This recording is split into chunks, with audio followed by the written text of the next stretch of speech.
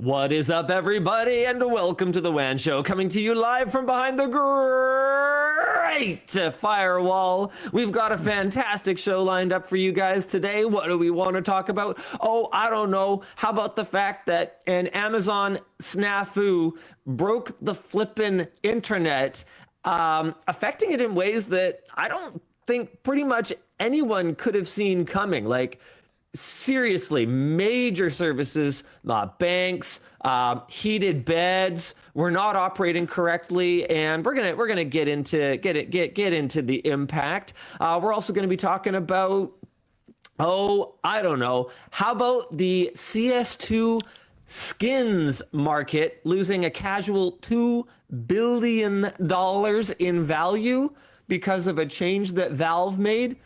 But here's the thing, guys. Valve can't rug pull if they never told you guys to buy this stuff. We'll get into that. What else we got this week? They're using jet engines to supplement power for growing AI data centers. That's cool and not a problem. Also, actually kind of cool, YouTube's likeness detection tech has officially launched. What does that mean? It means good things, as far as I can tell. We'll talk about that later. He can't I can't do hit the it. button. I can. I can't do the button. I can. I can't do the button. I did it. Are you gonna do the things? I can do the things. Yeah, you better do the thing. I can't do the timing.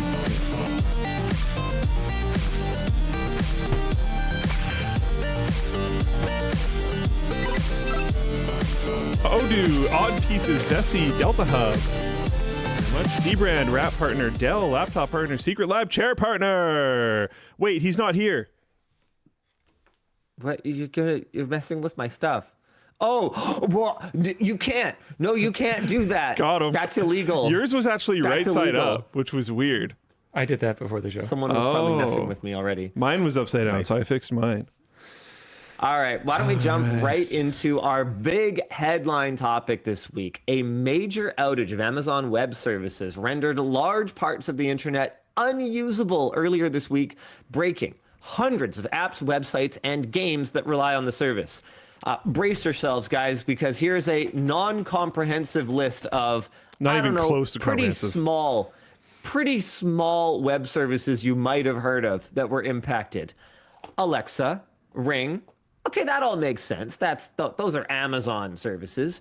Reddit, Snapchat, Wordle, Roblox, Amazon. Okay, that one. Many major banks: Ring, Robinhood, HBO Max, Venmo, Ring Epic again. Games, McDonald's, Fortnite, Lyft, Hulu, Disney Plus, Roku, Signal, Stream, Reddit, Zoom, Pokemon Go, again. PlayStation Network, AI services such as Perplexity, and services from AT&T, Verizon, and T-Mobile, along with many others around the world. As much as a third of internet sites and services rely in some way on Amazon Web Services, better known as AWS. Now, Luke, can we take a moment to just kind of pause from this and talk about how bat crap crazy that is? Not because we are giving an American mega corporation so much power and putting them in a position where they are the keystone of the entire freaking online lives that we live.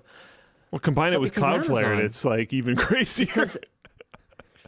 But because Amazon is really expensive. Yeah.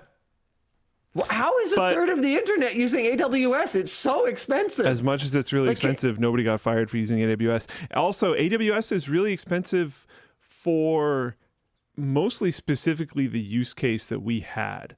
And it's less expensive for that now. It's still really expensive, though. If you're doing small transaction-y kind of things on it and you're doing it efficiently, it can be kind of all right. It's also expensive to have engineers on staff managing your own servers. Like how things are expensive is questionable. Someone said Amazon is the new IBM. It's like, kinda. A lot of places just do that by default.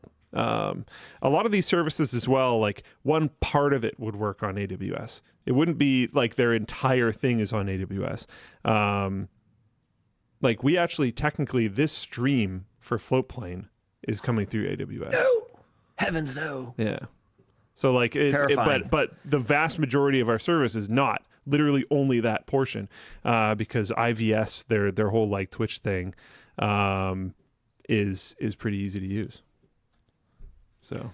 Yeah, so in a nutshell, AWS does provide a legitimately good service that can be affordable. And I mean, honestly, I still remember when we were first starting up Floatplane, and even in the years preceding that, what a big deal it was to be AWS certified, which basically, as far as, you know, from my conversations with you, basically meant that people went to Amazon was pretty much making it so affordable and so easy to develop services with AWS, that being AWS certified pretty much meant that, you know, you could color in a coloring book compared to, you know, the old way.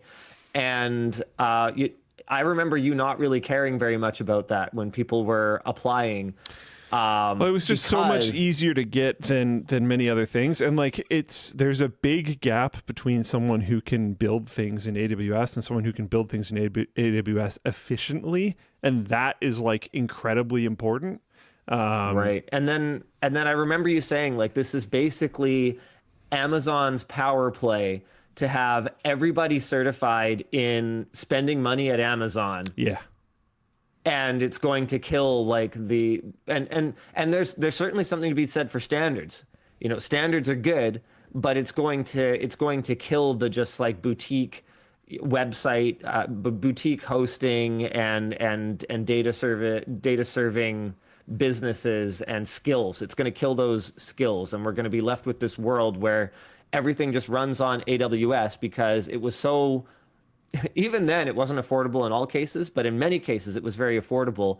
And the people getting certified and the people implementing these services weren't the ones spending the money.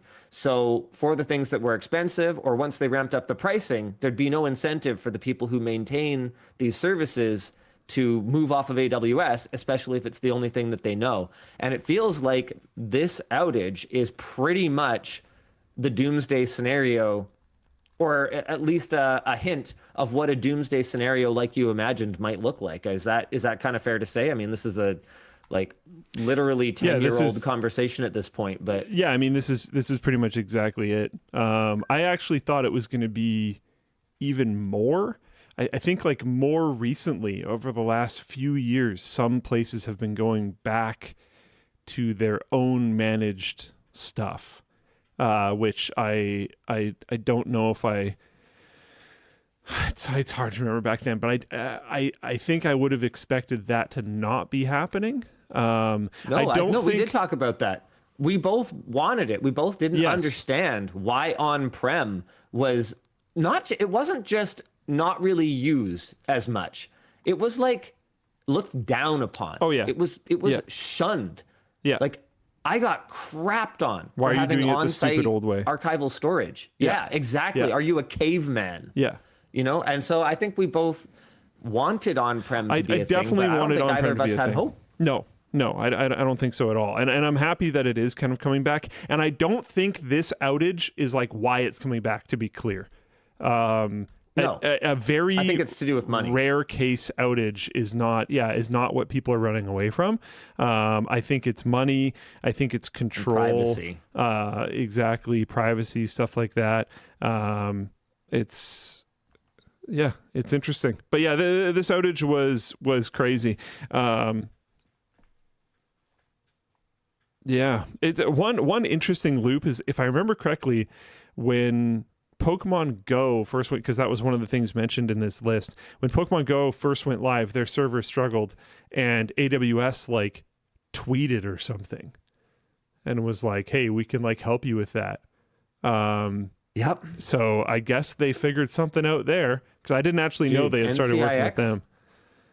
NCIX's weekly specials during major events like Boxing Day, which for those of you not in Canada or the UK or Australia, was kind of Canada's Black Friday until Black Friday kind of made its way into the international space. Like every Boxing Day our site would just be completely unusable. Like sometimes for a very long period of time. Oh, I remember. And oh yeah.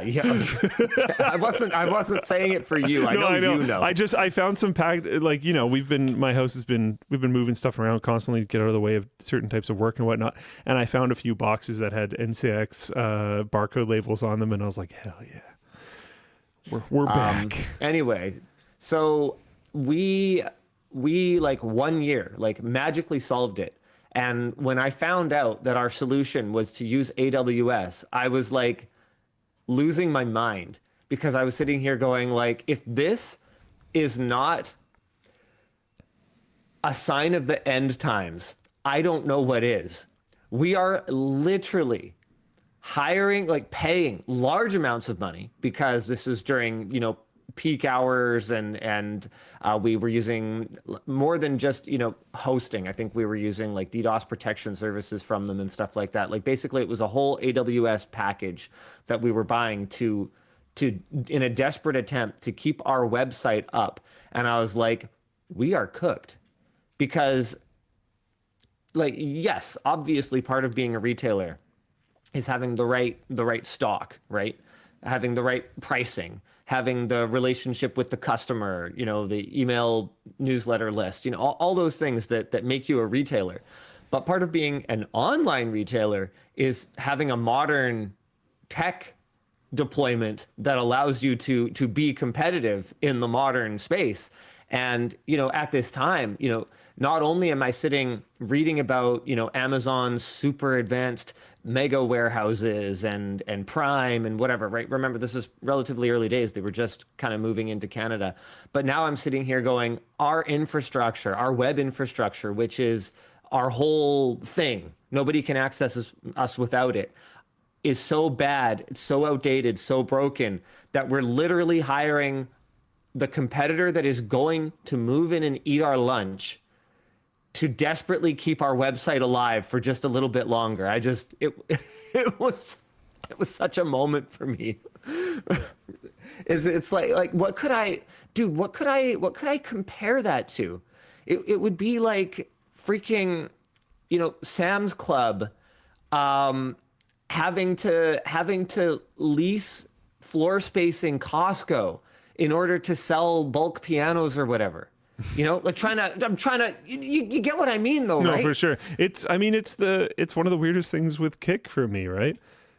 It's like, it would be like Lowe's buying their inventory from Home Depot. Like, what is happening Kik right gets now? effectively their entire site from Amazon.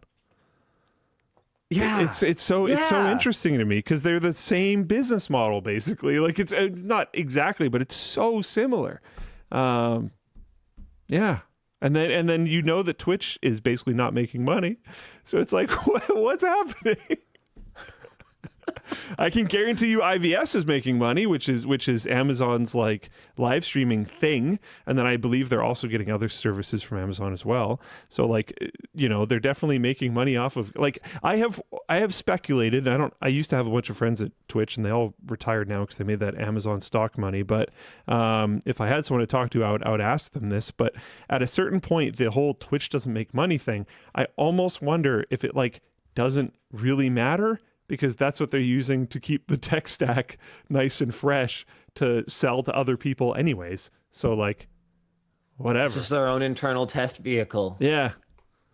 And every once in a while, there's a random scandal over a hot tub nip slip, or sure, you know, a little bit of, you know, messaging people in Discord that probably shouldn't have been done, and we can just kind of blinders on, ignore this thing, and test our technology. And if it ultimately doesn't work out, then I guess whatever. Because like, I don't think it's a terrible hypothesis. They still need a thing to hold up and go like, look, we can do a lot of this and really well. And them having that in their own control is like the best advertisement they could have. And then when people talk about Twitch, they still talk about Twitch as its own island. It's very rare for like the news cycle to be like, Amazon's Twitch has this so-and-so scandal. They just say Twitch. So they're still pretty insulated from the scandals, and it's an incredible advertisement for a very expensive service. like hear me out on this. Would William Osman have done Sauce Plus with us if we didn't have Floatplane? Yeah, no. And I think, yeah, the answer is obvious. Well, I don't think so. Your own, yeah. I don't think so. It would have been really weird. I wouldn't have believed that we had the credibility to do it No. if we didn't have our own test vehicle. Yeah. Yeah, makes sense. We got about 20% of the way through the notes on this topic, so I'm going to keep going. Amazon's subsequent investigation into the outage determined that it impacted customer applications over 3 distinct periods. So starting just before midnight Pacific time, Sunday, Amazon Web Services began experiencing increased DynamoDB API error rates in the US East 1 region. DynamoDB is a serverless, fully managed NoSQL database that powers many high-traffic Amazon properties, including Alexa, Amazon.com, and all Amazon fulfillment centers.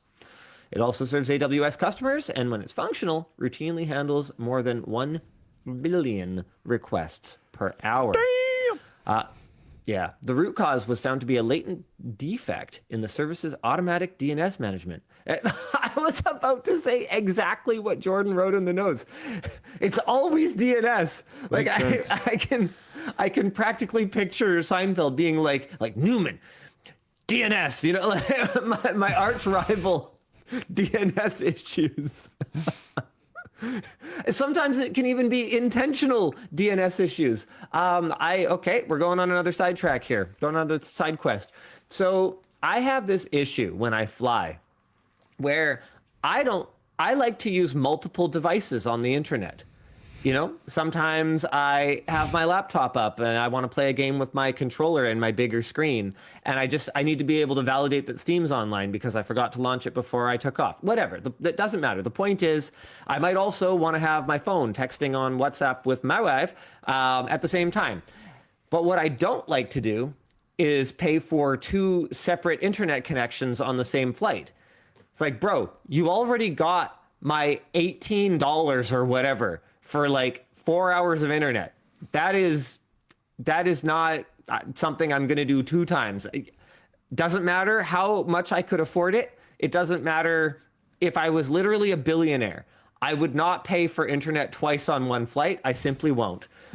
It's the principle of the thing. So Windows actually has, and I don't know when they added this, or at least when it got so convenient, but Windows has a feature to use your laptop as a mobile hotspot.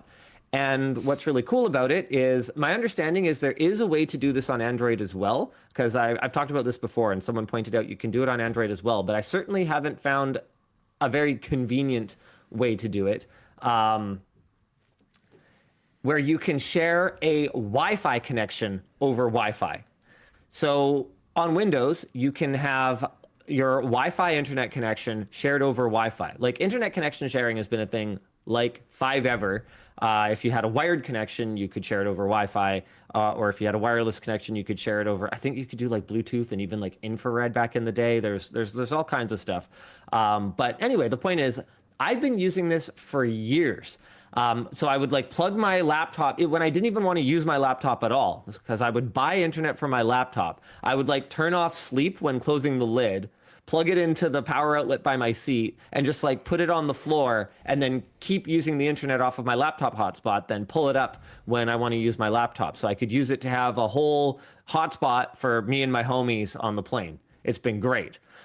But over the last, I don't know, and it depends on the airline. Some of them caught on to it pretty quick, and some of them seem to have caught on to it a little slower. Over the last couple of years, maybe, they have started to wise up, and they've been doing something to make it so that and I'm going to get the terminology wrong here because I only had to look this up because I was trying to solve this problem on a stupid flight. But basically, you know, the little internet status indicator in the system tray on Windows? Okay. Yeah. Like the little, you know, globe, or the little, the little like Wi-Fi thing. Okay. they were doing something to make that status indicator not detect that you have an internet connection. And when they do that, a whole bunch of stuff doesn't work. So WhatsApp, the Windows WhatsApp client doesn't work. Windows Update obviously doesn't work. I can totally understand why they wouldn't want anybody, performing Windows updates on a plane. And maybe that was a big part of their motivation for implementing this. But any service that requires your computer to know that it is online doesn't work. A web browser works. You can be online all you want, but if the computer doesn't know it, there's certain services that won't work, and mobile hotspot is one of them. So I spent probably, and this is really dumb, but a previous flight that I was on, I spent probably an hour of my 3-hour flight pass just trying to overcome this obstacle because it just had become kind of an interesting challenge. Sure. And I didn't manage to do it because my Google Foo simply wasn't strong enough. But on this last flight, I managed to do it with a little bit of help from some old friends. David Pankratz, who hasn't appeared on camera too much. He was in the Forte VR headset video recently, but yeah, he's super cool guy, very technical. Scrapyard Wars, if you want to see a bunch of him. Oh yeah, right. Obviously, he was on my team in Scrapyard Wars. Anyway, David's super cool, and he pinged me. He sent me in the right direction. He's like, "Can you get here by any chance? www.msftncsi.com/ncsi.txt." So I had already found this weird GitHub that I had linked in my Reddit post asking people to kind of help me with this, that claimed to bypass this issue by setting up like a local server essentially that runs on your own machine and tricks Windows into pinging that to check for connectivity. So it'll just always think it's connected because you can always be connected to yourself.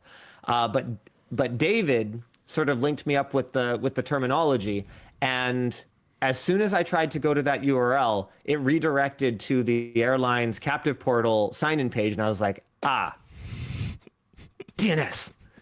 So basically, they're doing some funky stuff with DNS that makes it so that you can't access the NCSI network connection, whatever the service is called. And long story short, I finally managed to fix it. And if you guys ever run into this, what you have to do is you have to switch over to passive mode. So normally the default for Windows is to actively ping that specific URL.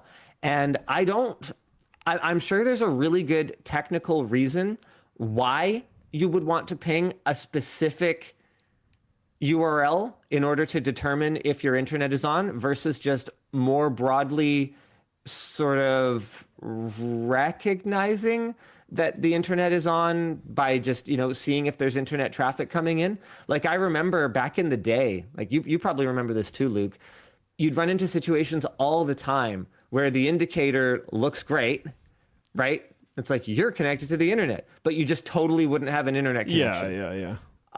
But I was reminded of this topic because I was thinking like, dude, what would happen if that service went down? If Microsoft NCSI went down, and everyone's computers just were connected to the internet, but didn't know they were connected to the internet, dude. That would be wild. Okay, so hold on. I found my post on Reddit where I explained the fix. So yeah, you need to disable active probing, and it's always a registry hack, is just a single registry value that you switch off for active probing, and it switches on passive probing, which does exactly what I would have intuited is the better way to do this, where it just kind of monitors for internet traffic once in a while, and if it detects it, it goes, yep, you're connected to the internet, and then turns on the little icon that says you're connected to the internet and allows you to use whatever services you want. So that was a really it's very early and I'm in another time zone and my brain's not really functioning correctly, meandering way of telling the story of I can now use my mobile hotspot on the plane. And also, if that service from Microsoft ever goes down, I'm good. Yeah. Yeah. You can hit me with a cool story, bro. I think I deserve it. It's a little bit of a cool story, bro. That is interesting, though. Like, it is. This is like one of the twigs at the bottom of the pile of things that's keeping the internet alive right now. And we saw one of the twigs break for a small period of time, and the impact of that. There are other ones. I mentioned Cloudflare earlier. This sounds like kind of in a different vein, but one of them. But it's interesting how fragile this thing that like an enormous percentage of a lot of people's lives relies on. It's pretty wild. Yeah. People have some comments on the whole probing thing. Panda says they're doing something similar with cruise lines too. Yep, that totally makes sense. Ados says some apps don't use the Windows API and do their own check, but many do use the Microsoft method. Yep, so a lot of things work, a lot of things flippin' don't. Oh man, Steam had a bug for a little while. I think they fixed it maybe about a month ago for me, but it was driving me absolutely crazy where Steam wouldn't know that it was connected to the internet unless I was in desktop mode. Like it wouldn't know in big picture. So I went a span of like at least a month without not being in big picture on my Ally. And so I didn't get an update to a new version of the tape to tape, like pre-beta, like the feedback build that I was on. And so I kept giving them feedback that was like based on an old build. And I had no idea because my Steam just like wasn't connected to the internet for over a month. And what the heck? So I didn't know there were any updates to the game. And then the second I flipped out into desktop mode, it updated. And I was like, oh, crap. Sorry, guys, this is embarrassing, but I've been running an ancient build while I've been like sending all of these feedback. That would have driven me nuts, dude. Dude, I know. I felt so bad. But I didn't know. Oh, I had no idea. I can't reproduce this problem. And then I looked it up and it was a thing. Like people just, they're like, oh yeah, the fix is just to switch to desktop mode. I'm like, that is so dumb. Why would being in big picture mode make it so that Steam doesn't know that it's connected to the internet? That is weird. That's wild. Yeah, I don't know. Yeah. If anyone has any insight into why that would have been, wow. would love to hear about it. I just immediately jumped to like, was that the easiest way for them to just make it so that you don't download in the background? It shouldn't be. They have other ways to handle that. Valve, you mean? Yeah. There's no way. Oh, Off-Brand Law says, I work with an engineer who worked on Big Picture. I'll get back to you next week. Cool. Real. Okay, yeah. Nice. Like I would love. It seems I'd odd. love to know why. It seems very odd. love to know why. But I like seriously. I looked it up. This was not just me. This was a thing. Sorry, I shall continue, and we shall actually get through this topic at some point. The Cool story. DynamoDB issue also impacted EC2, Amazon's on-demand computing service, resulting in increased API errors, increased latency, and failure to launch new instances in the US East 1 region. The problems with EC2 impacted the network load balancer and all services that use network load balancer due to failing node health checks. All these issues, of course, caused problems for other dependent Amazon services, with operations only returning to fully normal by about 4 a.m. Tuesday. Woo! If you enjoy massive walls of tiny text, you can check out Amazon's post-event summary. Dan, if you want to throw that in the chat, that'd be kind of cool. CNN Business reported that the financial impact of this outage could be in the hundreds of billions. Okay, Yeah. I don't know about that. That seems like it might just be one of those like, and AI could gain sentience and take over the world. Like, yeah, maybe, but also like we're never going to be able to measure this. You know, it could have been more than $100 million. Yeah, It could have been. it could have been. Some of the less serious impacts, owners of 8 Sleep smart beds were unable to change position or temperature of their beds, which is ridiculous and something that Luke and I have talked about on the WAN show before. There is no reason whatsoever that 2 devices on the same Wi-Fi should have to relay through a cloud server to talk to each other when they are both just devices you flipping own. The only like possible reason topper. is an excess of control from the company that you bought it from. Don't forget about an excess of data collection, Luke. You've forgotten the other possible reason. Yeah, true. Maybe both. I think in this case it's both. Anyway, in response, 8 Sleep has added an outage mode to their beds, which should just be the default operating mode. But whatever, I guess this is progress. Some Slack users found themselves unable to leave audio conversations.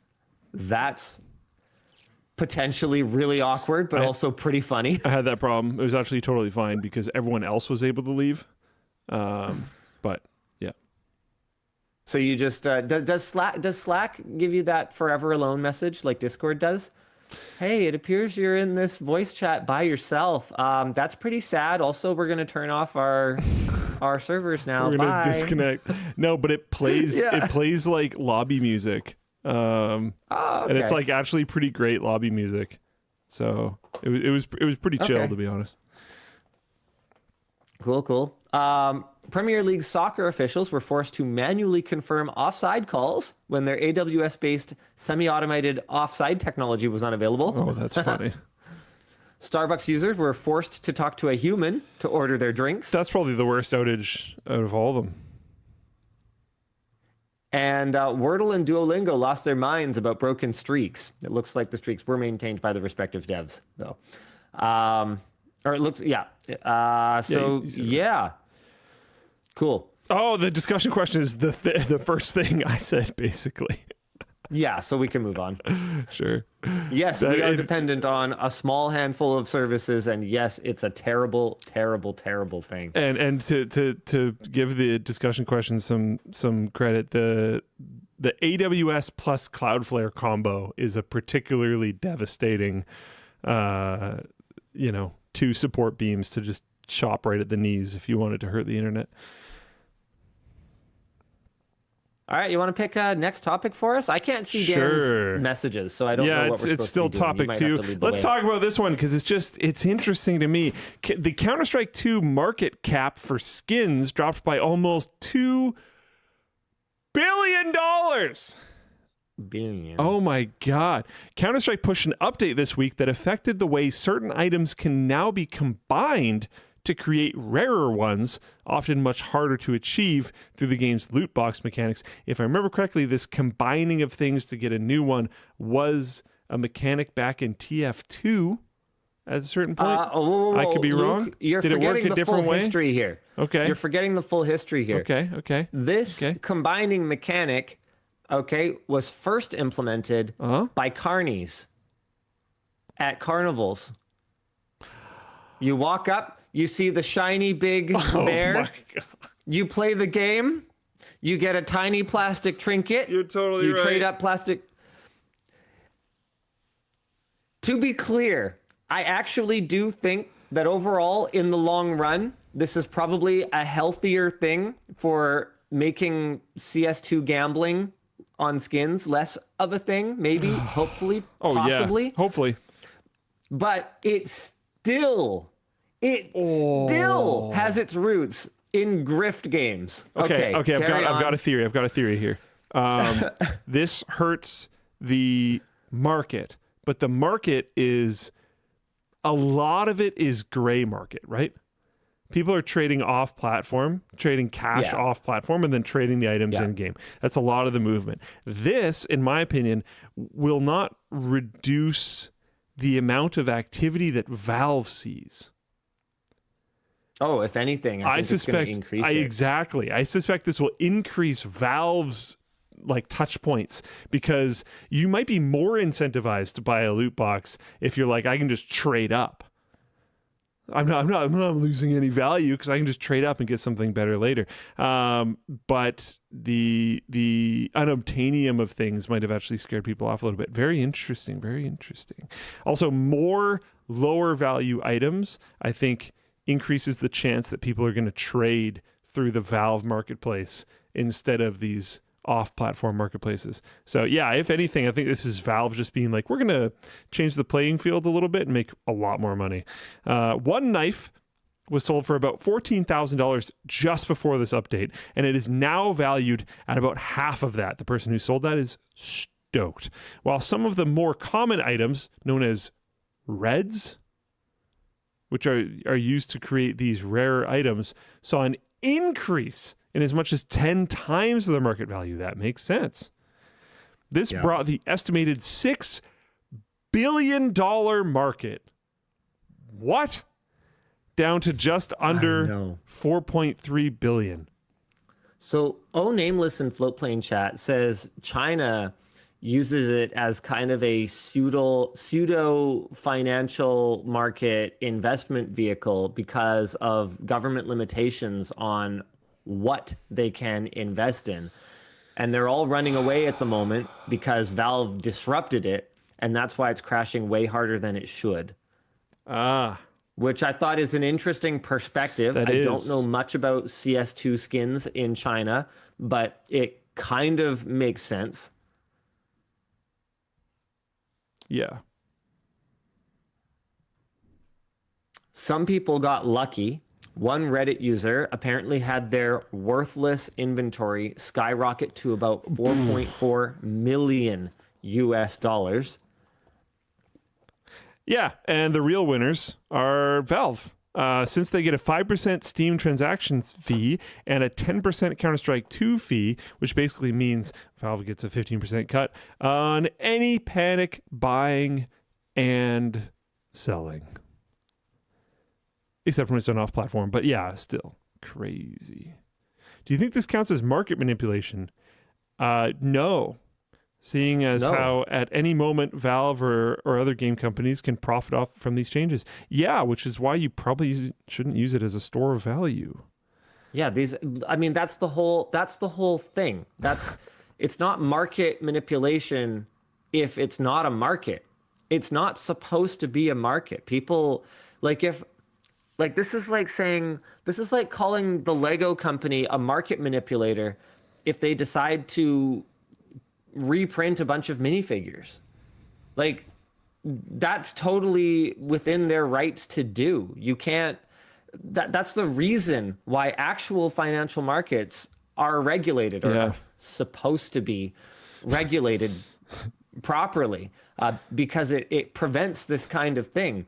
But like, LOL Inverse says, yes, Magic the Gathering. Exactly. Like, you can't rely on a corporation whose interests are completely opposed to your own to behave as some sort of like weird benevolent protector of your little sort of pseudo financial market. Like, that's not how they work.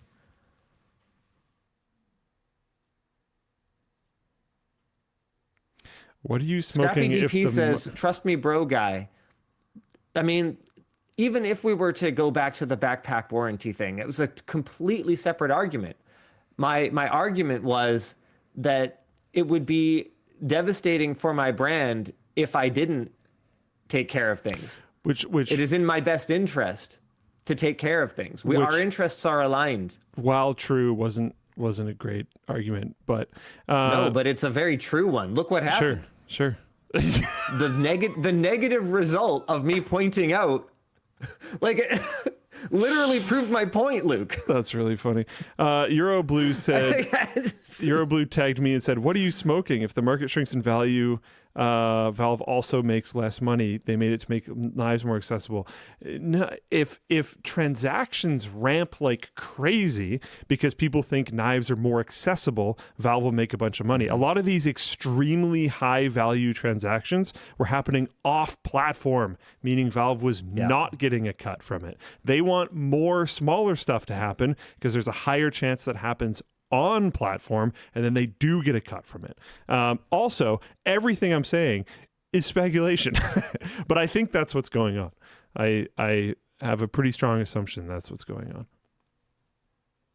Yeah. Hobbs is saying that Valve gets 100% on key purchases to open crates.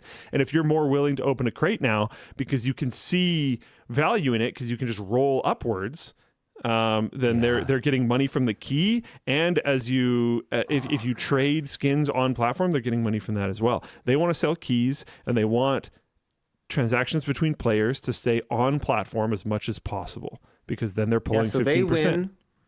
They win when you try to throw your ball in Jennifer Love Hewitt's mouth. They win again if you do happen to, win a few little, crappy plastic keychains. They win again if you trade those crappy plastic keychains up for Terrence and Phillip dolls. They win again if you sell your Terrence and Phillip doll. Like, it's shenanigans, man. It's pure shenanigans. Yeah. Couple people got the reference. Maybe, but I never had a knife, didn't. And now I have one, and I'm happy. Thanks, Valve. Cool, dude. That's totally fine. All right. Can I just suggest that if you really want a knife, okay? If you want a knife that badly, okay, you can just head over to Kickstarter. Okay, I'm going to post this link in the chat for you. Okay, you can head over to Kickstarter, where the Hacksmith is selling his incredible 21-in-1 titanium multi-tool. Okay? You can get it for, hold on, okay, what's the lowest pledge that is actually still available? Hold on. Well, no, I don't think they're shipping yet. The point is, I don't think you can do any of these. Oh man, is it because I'm not taking orders? Is it because I'm anymore? not signed in, or is it over? Whatever. The point is, find some way to give a real person real actual money for a real actual knife. Okay? There. That's it. I thought you were gonna troll me ended, with the hammer. Then start saving up, because it's an expensive knife. You can save up, and then when it's available, you can buy it. Don't buy a digital knife. Because this is what happens. Someday, CS2 might not exist. Someday, Gabe N, or the stewards of Valve that he apparently has kind of worked out so that Valve will still be chill after he passes, or whatever. Apparently. Huh. But someday, this might not be the way that it is right now, and this is not a good, sustainable forever thing. Okay. Cool. Good chat. Not financial advice. Yeah, some people have made incredible amounts of money, like wild amounts of money on CS skins. I find anytime it's like tangential stuff like this, I know people that have made multiple generational fortunes on coins. I know, not directly, but I know of people who have made similar amounts of money on CS skins. I saw somebody post, like, if you invested, I don't know, like $1,000 in CS skins when they first started being a thing, compared to now, you would have absolutely destroyed the stock market, which is hilarious. I don't know, but if you're going to do those things, you need to know what you're doing. You need to be paying a lot of attention. You need to live it and breathe it. And even if you're paying attention, you might still get ripped. Even if you're paying attention. Yep. It's actually more likely that you'll still get ripped, but some people will make it. I don't know. It is what it is. The world is crazy. I ain't judging, but be ready. It's gambling. It's gambling. Yeah. It do be gambling. All right. Luke, you're sort of in charge because I don't have the schedule. Okay, we have 10 minutes to do another topic. We can do a short one. Want to do this? Jet engines used to supplement power for growing AI data centers. While some U.S. data center operators have been having troubles getting increased grid power allotted, they've turned to aeroderivative gas turbines, effectively retired commercial aircraft engines bolted into trailers for supplemental power. There are facilities. Can we pause for a second? Aeroderivative gas turbines. What a name. I saw this headline. That is the most ridiculous euphemism that I think I have ever heard. Aeroderivative gas turbines. They're not aeroderivative, you insincere pieces. They are literally, based on the GE CF6, ADC2, and LM6000. Literally the turbines used on Boeing 767s and Airbus 310s. They're jet engines from actual jets. What timeline are we on now? I have completely lost all ability to follow what is going on in the world. How does this make any sense? Okay, Luke. My favorite part is that this might mean that when probably a ton of people in the audience asked their version of ChatGPT if there was a seahorse emoji that was powered by jet engines. It literally went burr, Luke. Yeah. Yeah, exactly. It's just at a certain point you just have to laugh, man. Like some of the stuff, like you're looking at Meta and OpenAI and all these companies releasing these like slop scrolling apps, and those are powered by jet engines. Like, whoa, what are we doing? What's wrong with us, man? It's like everyone's mad at my girl Taylor Swift for flying around in her private plane. But at least she's basically flying jets all the time. At least she's bringing music to the people. Oh my goodness. Yeah, your ChatGPT thing just output wrong seahorse emojis. At least she's like doing a task and then flying home and then doing a task and then flying home. But anyways, those turbine cores that Linus mentioned can deliver up to 48 megawatts of power apiece. Okay, we need to make PK7's comment and float plane chat a thing. I need the official new mascot. I'm sorry, Luke, your budgies are out. The WAN show has a new bird mascot, the Ability Toucan. Okay, we're gonna make a bird. We're gonna make a bird, and oh my God. And sometimes, so the bird's gonna be like it's gonna be our canary, okay?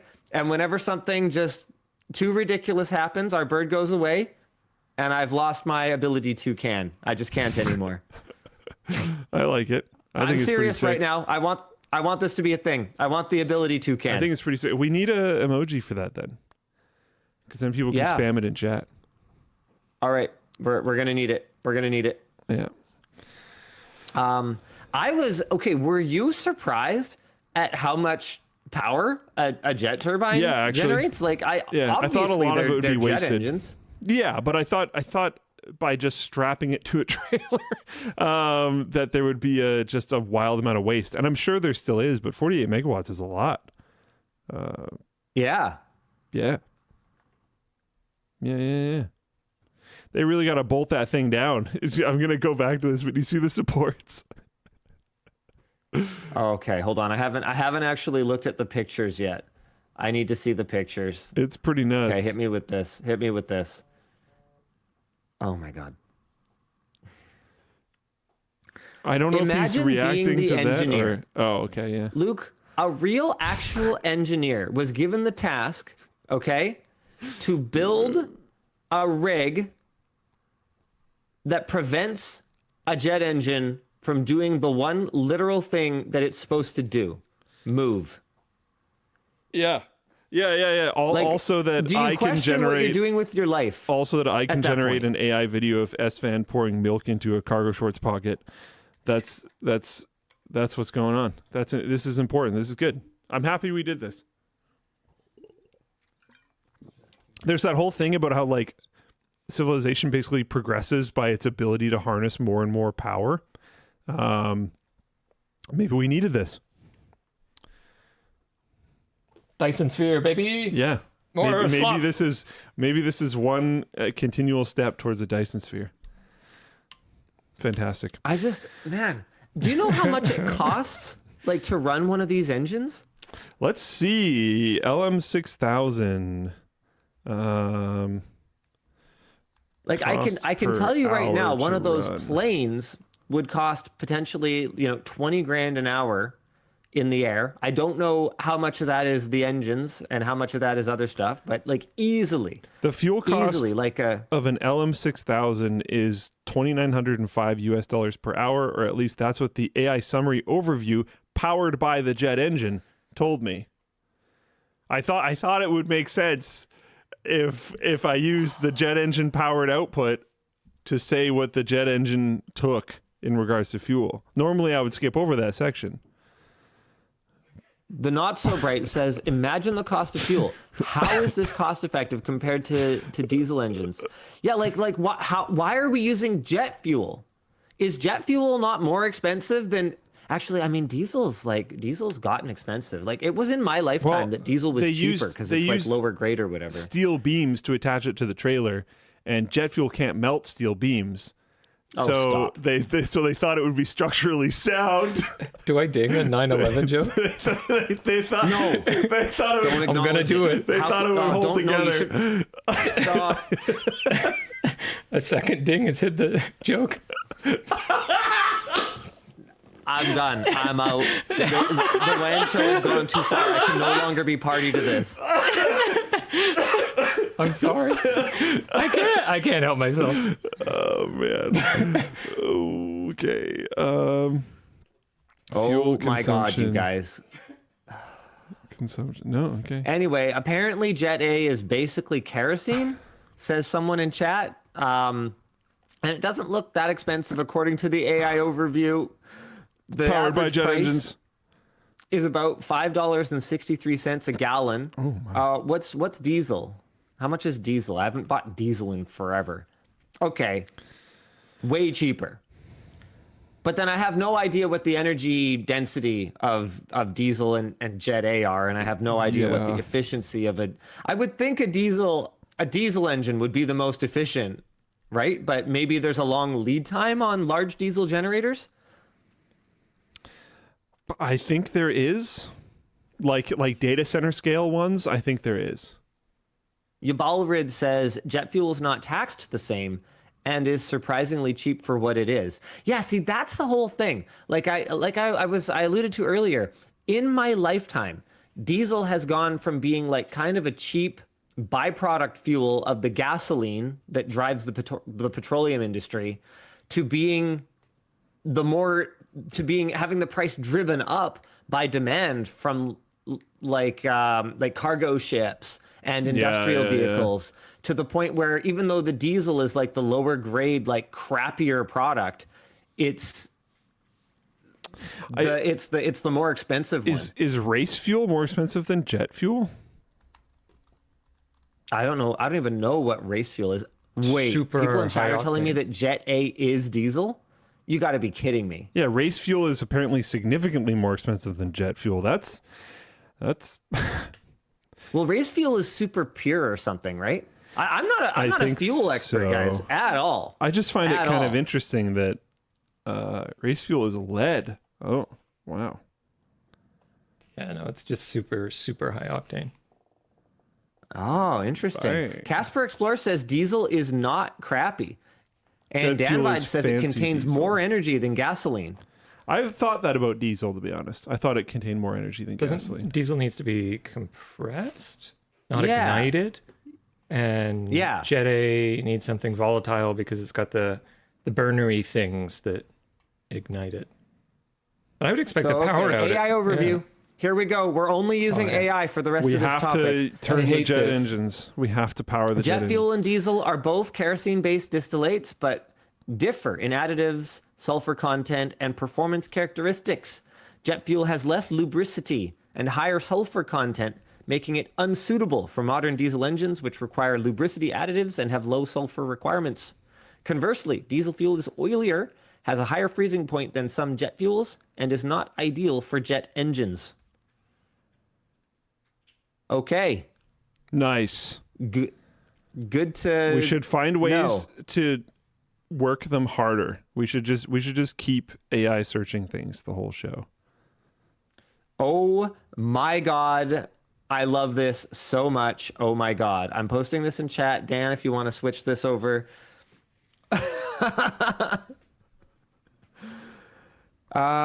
In the meantime, Bryce2113 says, my brother works for one of the leading providers of data center and hospital generators. They're diesel and they take at least a year to get. The major players get priority and they're shipped to them by the dozens, but human labor can only go so fast and there's limited skilled talent these days. Also keep in mind they're usually sold as entire enclosures. Transit is difficult too since they're massive. Yeah, we saw these when we did the tour at Equinix. They had their whole diesel generator room, and they're just huge. And yes, a jet engine is huge, but these diesel generators are absolutely enormous. So it makes sense that if you're just desperate for power right now, and you're in this AI development arms race that is just a money printing and money burning machine at the same time, a circular money jerk of sorts, then it makes sense that you would just be looking for whatever is the fastest way to get more power. And what could be faster than a jet engine? Yeah. Dan, do you want to throw that on screen?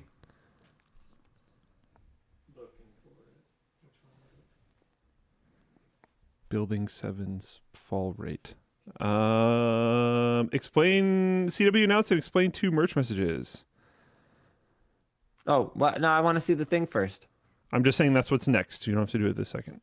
Oh, I see. I think we were supposed to buy them time, though, weren't we, Dan? Have you heard from them? No. What were you even talking about? I can't find what you want. Something 7? What? No, what? You wanted something in I chat? can't hear Dan. I I posted a link in chat. Oh, you wanted me to show that? Yeah. The It's hilarious. Aviation thing? Yeah. Oh, okay. I just shared it in the other chats. My bad. One moment. Yeah. Throw it up. Throw it up. It's funny. It's hilarious. I don't even know in if the I meantime, can do WebP. I can share it. I got it. I Yeah, don't know. can you? Here we go. Thank you. I'm done. There it is. Very funny. This is awesome. Getting it done. You'll love to see it.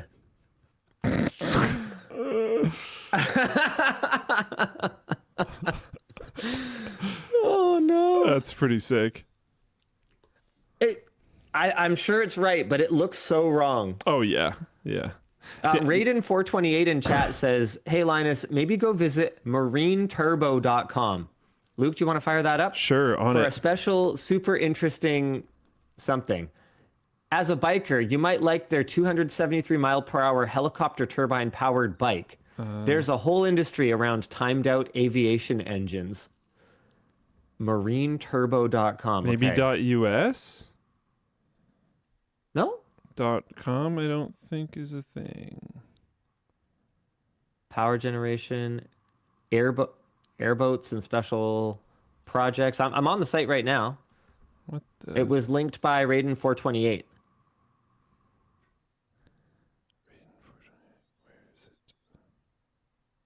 MTT commissions its latest monster airboat configuration. Do you mean .co.uk? I mean exactly what I'm saying. MarineTurbo.com. Okay. Raiden428 has it in the chat.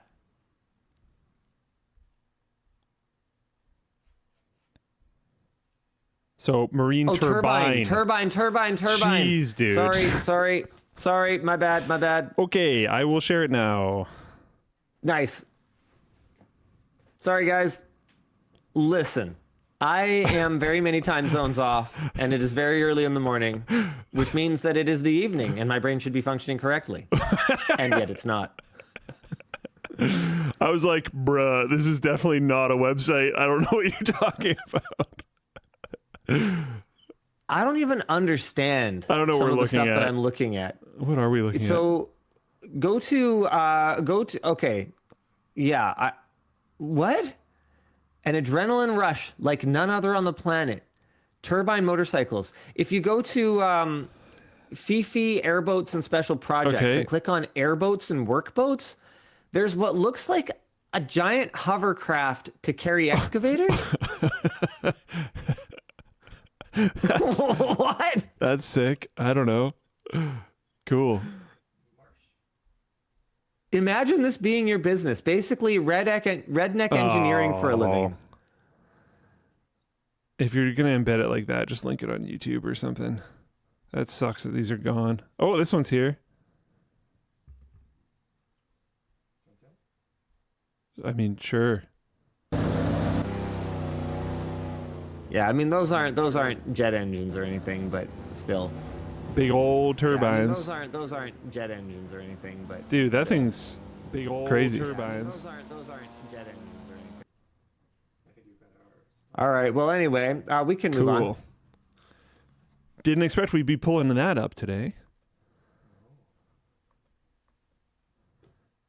Okay. CW Nuts. Dan, are they ready? Or should we buy them time? Have they messaged you? Seems to be updated. Nice. All right. CW announce. No, it doesn't. What are you talking about? Oh, you got rid of the line. Oh, but weren't we supposed to buy them time so they could put it back? And didn't they remove it just in case? Can you check on that? Can you message the guy and we can do a topic real quick? Okay, nice. Samsung launched the first Android XR headset. After nearly a year since Google initially revealed their operating system for headsets, Samsung's Galaxy XR is the first mixed reality headset powered by Android XR for $1,800 US, half of the Apple Vision Pro. That's terrifying. The Galaxy XR sports the new Snapdragon XR2 Plus Gen 2 chip, micro OLED display, full hand and eye tracking, 256 gigs of storage, and camera-enabled AI. The goal of Galaxy XR's integration with AI is to be more proactive in situations that require awareness of our apps and what we're seeing in the real world simultaneously. Google's Samir Samat did mention that you can choose which apps are visible to AI, which is relatively important, unless it decides to look at other ones. And also for now, like Linus said. The UI UX reportedly looks very similar to both the Apple Vision Pro and the Meta Quest, which makes complete sense, to be honest. CNET, there's an image of the UI on a demo, Kate, that is very generic and normal and kind of boring and bubbly. Okay, sounds good. While you can access... I mean, would you want something super wackadoodle necessarily? Not for that screen, not particularly. Cool. It just is what it is. While you can access... looks like a Chrome browser. Yeah. Everything's going to the bubbliness now. That I don't know how I feel about. Like YouTube controls are all bubbly now. Oh, dude, right? I feel like we're doing... What the heck? The equal but opposite move of the Windows 8, everything no matter what has to be a square. Now it's like everything, no matter what, has to be a bubble. And it's like, we didn't need either of these. We could have just chilled out in the middle and that would have been totally fine forever. Thank you very much. Anyways. That's not how trendiness works. Unfortunately, you are very correct. While you can access any app from Google Play out of the box, Google reworked apps like Maps, YouTube, and more specifically for XR. For example, but not their own flip phones. For example, Google Photos, you can turn your existing library of 2D photos into 3D so you can step into your memories. Sounds like a Black Mirror there is the comment left, and I don't entirely disagree, but not quite yet. It actually sounds kind of cool, though. It does sound pretty neat. I would definitely try that with a couple. Google also ensured support for OpenXR, WebXR, and Unity, so there will be more new apps and experiences to come in the future. Samsung's COO, Wonju Choi, did mention that they aren't aiming to replace smartphones with the release of new XR tech, but he believes they will complement and provide experiences people wouldn't have gotten with smartphones. Well, I'm really glad he wasn't intending to replace smartphones, because That was wouldn't never have worked. going to happen. Well, okay. With this release, that was never going to happen. In the very long term, do you think smart glasses have a shot? Sharad's Absolutely. been wearing the clear Meta glasses. Which ones, super do. I don't think these ones do. Well, That's not going to happen. yeah. So yeah, he's been wearing the Oakley transparent ones. Yeah. On this trip, and he commented last night that he's like really impressed with them so far. And I was like, oh yeah, how come? And he goes, I've been using them all day, been wearing them all day. And I got back to the hotel room just now. They were at like 30% battery. I popped them on the charger, and in just like a few minutes, they were charged back up. And now my battery life's great. And this is like right before we went out for dinner. And I was like, okay. But like, other than being powered, like, yeah. what have you done with them? And he's not a like, good argument. oh man, like I can use them. I can ask Meta to do currency conversion for me. And I was like, I've been with you all day. You did that one time, and it would have been just as fast. You literally keep your phone in your chest pocket. Like, it would have been just as fast to use your phone. He's like, but this is cooler.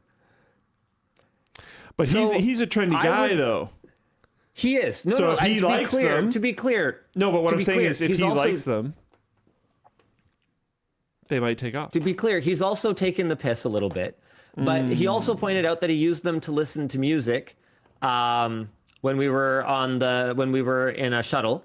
And I was like, yes, I noticed that. Artie's in chat going, they're great as discrete headphones, lol. Artie, I'm sad to be the one who has to inform you that they're not that discrete. I was able to clearly hear everything that Sharad was listening to. So make of that what you will. If you're comfortable with people hearing what you're listening to, that's totally fine. It wasn't super obnoxious. It wasn't any worse than like an open back headphone or anything like that, but no, very much listenable. So yeah, he used them as headphones and as A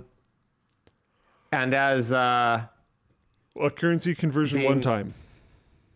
and to check a currency conversion. He also did discreetly take a picture when people didn't realize he was taking a picture. So he took a picture of us, having a group picture taken of us. And it was funny because one of the brands that we worked with while we were here they asked us if they could do like a behind the scenes of our video shoot for their own channels. And we were like, oh, yeah, that kind of sounds okay. It's going to be pretty small, right? They're like, yeah. They had a crew of, I kid you not, it felt like 10 people following us around the whole day. So this like picture that they're taking, Sharad has a picture of the giant crew that was taking the picture. So it's pretty funny. That's kind of cool, actually. So, okay, Artie, I know you love your Meta glasses. I'm not saying they're completely useless. He points out they are amazing for recording roller coaster POVs. I'm not saying they don't have any use. I'm just saying clearly we are very, very far away from replacing a smartphone. And honestly, Luke, I don't know if ever. It is just not more efficient to use natural language instruction compared to tapping on a screen for a lot of things. Like, this is kind of like that conversation we had recently where ever's going to be incorrect for sure. You're definitely wrong. I can say ever. Hold on, and I'm going to say ever. You're definitely wrong. Give me a second. Okay. Because we recently had this conversation yet again when some Microsoft executive said that the keyboard and mouse was going away. And we're like, no, it's not. Because it's just always going to be faster to move something this far. To move something this far and have that translated to something this far on a screen than moving your whole hand that far. Literally, by definition, that will always be faster. That's not the argument, though. The argument is that you won't need the other thing anymore, right? Yeah. And there is always going to be, okay, tell me this. Let's use a use case that tech companies love to use, because the people who work on their use case examples and the people who work on these presentations have money to travel. So they're always talking about travel, even though most people don't travel and certainly don't travel regularly. Okay, let's talk about travel. You are researching flights. On your screen, whether that screen is attached to your eye holes or attached to your pocket computer or attached to your laptop or desktop, there are some flight options. What will always be the fastest way to select the one that you want? Are you talking what device? Or no, like physically the way of how I interacting. would do it? Clicking on it? I don't know. Eye tracking could get us there, but we're always going to have a way to indicate that, because we can't just have things randomly click on when we look at them. Yeah, so you need right? the selection. So there's always going to have to be a gesture or an eye blink or a neural thing that we're going to have to train ourselves to do. Like there's going to have to be something. And in that time, it will always have been faster to move my finger and go like this. Always. I don't think so. So that's the point. Well, how will it be faster? That's my question. Neural links, like you were mentioning, not eye tracking. Because like you said, the confirmation of input is the issue with eye tracking. I mean, the confirmation of input is, the NIA was from freaking OCZ and like 20 years ago. I get it. And you're saying ever. So if we're talking 100 years in the future, you think we're still going to be using computer mice? Yeah, I think so. 100 years in the future. Japan is phasing out floppy disks. We're not talking about Japan. We're not talking about Japan. Japan will absolutely still be using computer mice. Okay, that was a very Japan bad might be argument. using fax machines 100 years from now. That was a bad faith argument. But I think I know, and we technically you're saying forever, so it could be 700 years from now if the Earth still exists and we haven't nuked humanity into non-existence. I think at some point in time, the computing as a whole will dramatically change, and I think it's going to be because neural input and output is going to be a very wild thing. I do not think we are even sort of close. I don't know if we're going to see that in our lifetimes. But saying forever is crazy, I think. There's no way we see that in our lifetime, man.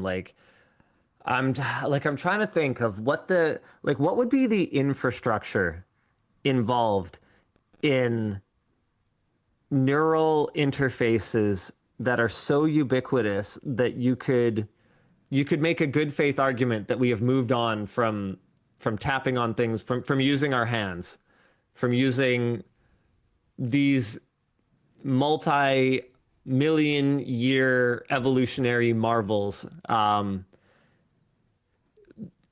It's gonna get and weird. Maybe this is my lack of imagination, right? But I'm having a hard time imagining a technology that would allow us to non-invasively read the mind. So it'll be invasively for sure. So if it's going to be invasive, I'm having a hard time imagining with you think people aren't going to do it? No, I'm not saying people won't do it. I'm just saying that we're squishy and imperfect and messy, and we're all a little different. And I'm having a hard time imagining something that is commodity enough to invasively be implanted in the mind, that will work, that will stay functional over the span of like aging and injury and sickness and all the things that happen in our messy bodies. I don't know, man. It's gonna be pretty wild.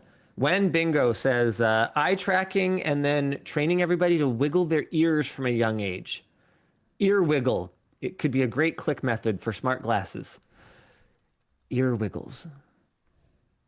Yeah. Dragon Tamer says the Neuralink input guy has talked about not missing in games. He doesn't miss. I mean, look, I'd be excited for neural inputs to get super good and super affordable. I don't know, dude. It's going to be... I have a hard time imagining it being relaxing. Maybe that's what I'm getting kind of hung up on. So give us just a little bit. Just give us a little bit. Give us like 600-ish years. We'll figure it out. The printing press was like pretty cool today. Mind blowing. Like you wouldn't have conceived of the printing press as like a person who wasn't trying to invent it. Maybe part of my problem is I'm just a little pessimistic right now. I think it's easy to be. Like, I'm glad you brought up the printing press, because I don't know if you know this, but like Western literacy rates are falling at an alarming rate. Oh yeah, right now. Yeah. And so like I'm sitting here going, okay, let's say we do figure this out. A device that we put on in the morning, and it has like a wireless, it has a wireless charging interface on one side and just uses our body heat for power, so we don't have to worry about batteries. And then it has like a close proximity high speed data link on the other side that interfaces with like a brain wiring thing that's set up inside our mind or whatever. Sure. Yeah, so we put on this thing. Or let's go even further to the hypothetical future, and let's say they're contact lenses or whatever. There's been a right? lot of talk about that. Yeah. So I do what? I scroll generated slop videos that are literally created by tapping into my own subconscious mind to give me a drip feed of whatever it is that I most want to see and experience in the entire world. And I just sit there in my chair. Is this really... Am I getting... Have I reached old man yells at cloud? This future doesn't look like the future. Can we stop now? That doesn't mean you're right about keyboards. Dude, I don't know. I don't think you're wrong, but you can definitely scroll with a neural interface. Oh yeah, no. I wasn't. This is what people want. Yeah, oh God. Yeah, I mean, oh Lordy. Oh, my brain hurts. Man,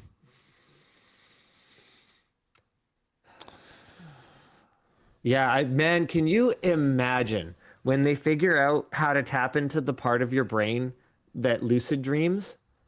And you can just open up the Lucid Dream app on your freaking neural interface thing, and you can just like start lucid dreaming.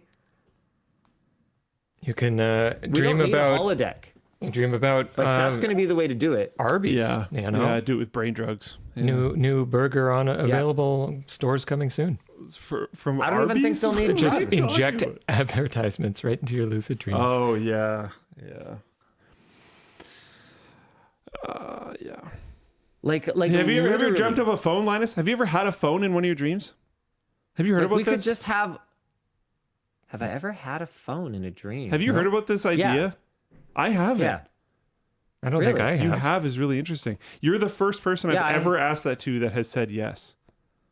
Yeah, I had a dream once that that the office was like invaded, and so I was using my phone to type like security code words and stuff. Oh, interesting. Yeah. I just needed it. So it's very much the same reason that I have a phone in real life, that I have a phone in my dream, because I need to do stuff with it. Yeah. Yeah, sorry. I wish it was a more interesting answer. It's interesting that it's as a tool, though.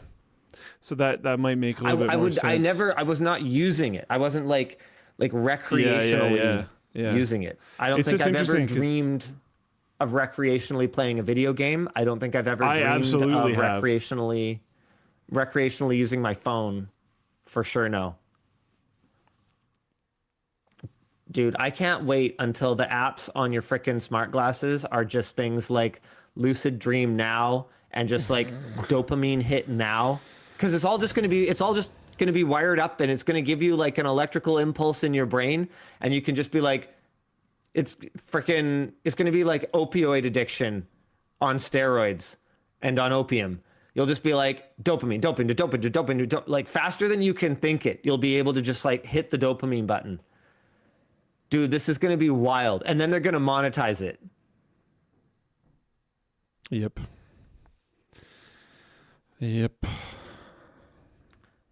Every WAN show, it's amazing how we reach a new level of this is all just going to be dystopia.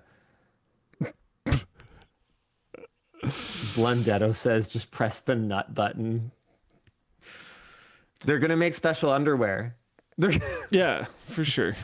Definitely. We're gonna have man pads. I think it'll just auto evacuate.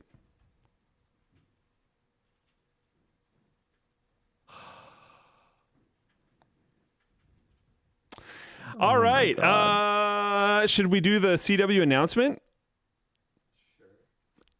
Do you want me to do it? I can do it. Just introducing. I can do it if you want to put up the screen cap. Sure.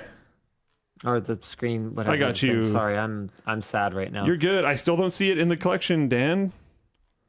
Oh God. I thought you said it's there. What do you mean? The thing? Good. I have no idea what they're talking about right now, so I'm just gonna sit here and stall for time. I checked the global one and it's there. I checked the US one and it's not there. That's what it says in the I note. think you guys are talking about the desk pad. I didn't check the note. I didn't know it was only in one of them. Okay, I found it. We're good. All right. Introducing the Glitch Collection. We've got 3 new items launching on LTTStore today, including the Glitch T-shirt featuring a unique hem pattern at the bottom of the shirt. That's a very boring description for her. Basically, Lisa did a cool design that was sort of inspired by like a smashed, broken LCD panel with the that is really cool. Yeah.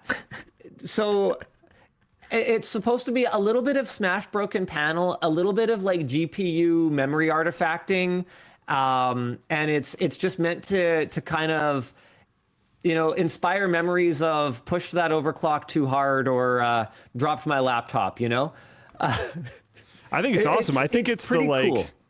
The me saying this is going to immediately make it not that. So I'm sorry, but I think it's like kind of the swaggiest shirt we've released. I think it's actually just cool. Raw cool. It just looks cool. And like so many of our designs over the years, it's meant to be like, if you know, you know, tech inspired, but just genuinely cool, and you can actually wear it. There is no logo, is there?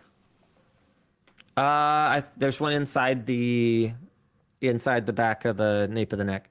Yeah, I mean like visible on the outside of the shirt. Yeah, I mean we've taken a pretty light branding approach for many years now. I think I can say multiple years now. And it's always baffling to me when people say I love LTTStore stuff, but there's just too much branding on it. It's like, bro, you got no idea what branding looks like. We take a pretty light touch when it comes to branding. I don't think this one has a logo on it. I don't think so. I think it looks really cool though. We also have a lenticular pin that changes depending on where you view it from as part of the Glitch collection. And we've got this design on a brand new desk pad. The desk pad is on the global site now, so that's Canada plus worldwide, and will be available on the US site shortly. They just haven't arrived at our US warehouse yet. So if you're from the US and you want to purchase a Glitch desk pad, maybe hold off on your purchase until they are available. Shop now at lmg.gg/glitch. I actually kind of wonder if this is one of those cases where we should have just set up back orders. I haven't been in town, so I didn't really have a chance to talk to the team about it. In general, I'm very opposed to pre-orders and back orders. But if it's something where it's just like, yeah, the truck is like 10 blocks away, then maybe, I don't know. Yeah, the trade situation with the US did literally just change. So, is there another one? I've been out of the loop, man. I've been out of the loop. What is it now? Within the last, I think, 24 hours, Trump said trade talks are off with Canada. Why? Why this time? He's is it the fentanyl again? No, he's saying it's because an advertisement that was being ran inside of Canada by some level of government saying that tariffs are bad. But a lot of the speculation that I'm seeing is that it's actually because Canada is in trade talks with China right now about strengthening our trade relations. Oh, we should keep doing that. Yeah. Merch messages. You want to explain it and I'll try to be the guide? Or I can. Sure, I just thought it would be funny to do it this way. If you guys want to interact with the show, we don't want you to just throw money at the screen, because we think that when you throw money at your screen, you should get quality merchandise in return instead of just an acknowledgement from a streamer or whatever. I actually thought, oh crap, I'm gonna get it wrong. It was one of the like no life react to everything streamers. I can't remember which one, but There's someone recently. Yeah. It was one of them. I'm so. What did he do? You know what? What did they do? Basically, they were like, "Hey, yeah, don't donate to me. I'm rich enough," and I thought that was super cool. Was that Moist? Sure. Been. Didn't that happen a while ago? I think he's done it multiple times. Yeah, apparently it was Moist Critical. Yeah, cool. Pretty sure he's done that before. It was recently regarding the whole YouTube members only content thing when we turned off our members only content. Anyway, the point is, he was like, yeah, don't donate to me. You shouldn't be donating to me. We have felt that way for a very, very, very long time, which is why we created merch messages. So instead of donating, you should just like get high quality merchandise if you want to support the show. Obviously, that's not as profitable for us as just taking your money, but we take pride in what the Creator Warehouse team creates, like the Glitch desk pad that you guys are looking at right there. And we think that we make quality products that last a long time. And we think it's just a way cooler, healthier way for us to grow and to support our team, and also for you guys to get great high quality products. So all you got to do to send a merch message to interact with the show is add something to your cart on LTTStore.com. When we're live, you're going to see a little box that's going to give you an opportunity to fill out your merch message. That'll go to producer Dan. Hey, there he is. You can pick your color for your merch message. You can anonymize your name, or you can have your name show up, and then Dan will either pop it up on the screen with like a little acknowledgement. You could be like, "Hey, what's up, Mom? How you doing, Jerry?" Or you can ask a question, and if your question is something that Dan can answer, or even if it's something that he can't, he might just, reply to you and say something irrelevant, or he might answer it, or he might forward it to someone who can get back to you, or he might curate it. And then it'll go to me and Luke, and we will talk about your merch message.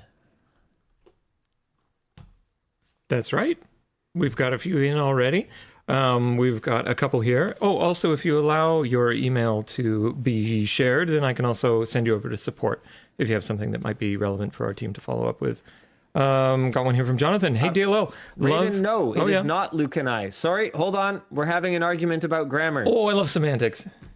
The way to tell if it's Luke and I or me and Luke is which one of those words would have applied properly to you. So if Luke you and I remove went the to other the party store from the sentence, because I went to the store. Dan is really mean to me and Luke because Dan is really mean to me. It's that easy. And nobody knows that, which is like crazy, because like when I was in school, nobody ever explained that to me. I had to figure that out on my own. I was like, how do I figure out these rules? And I kind of came up with that. And then I looked it up and it was like, that's totally a thing. But no teacher ever explained that to me, which drove me crazy. So knowing how easy it is, it drives me even more nuts when people do it wrong, because it's actually that easy. Isn't that crazy? Anyway, sorry, Dan, go ahead. Hit Chat me. Trying to grammar Nazi. The grammar Nazi is a battle to behold. Me fail English? That's impossible. Hey, DLO, love the show. Question for Linus. How is the LTT bit case coming along? Oh, good. Yeah, I've got one with me right now. I am tethered, but I mean, they've seen it on the show before. You have showed it off a couple times. yeah, Yeah. but not everyone has. You assume everyone watches every video. They do. Every single person does. They're Every WAN supposed show to. viewer comes back every week because the ones that I interact with are Flowplane chat, and a lot of them actually do. So. You mean to tell me people don't watch every week? Disgusting.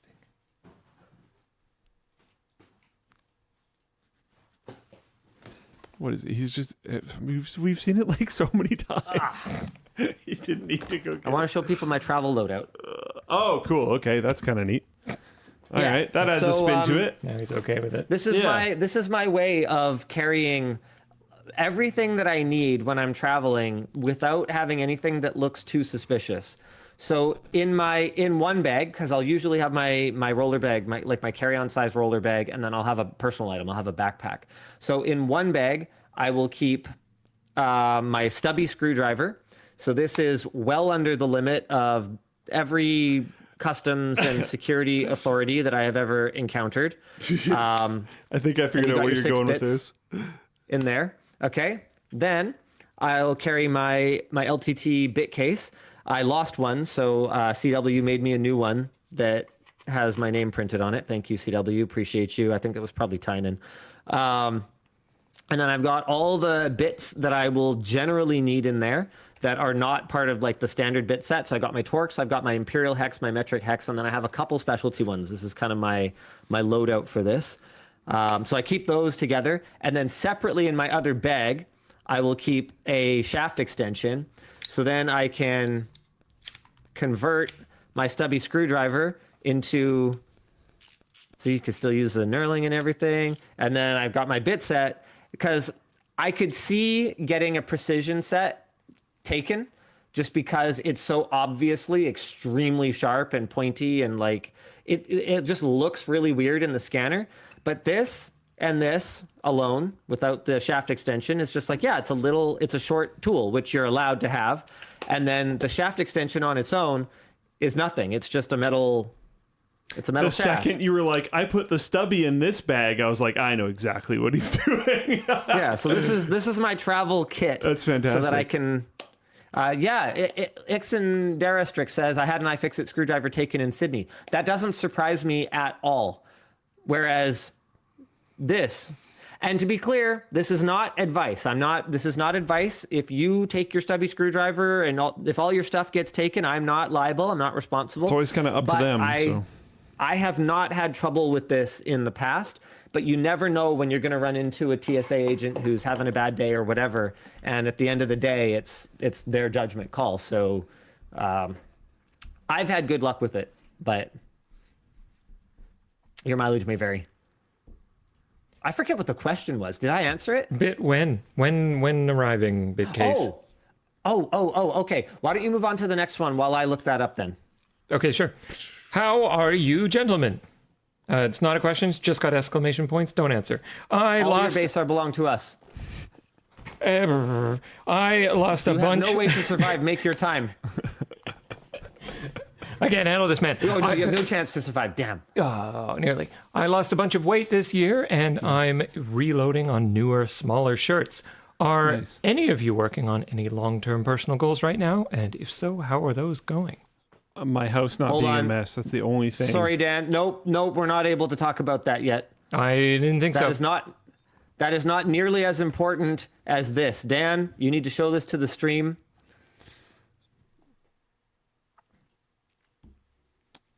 I will ask no questions.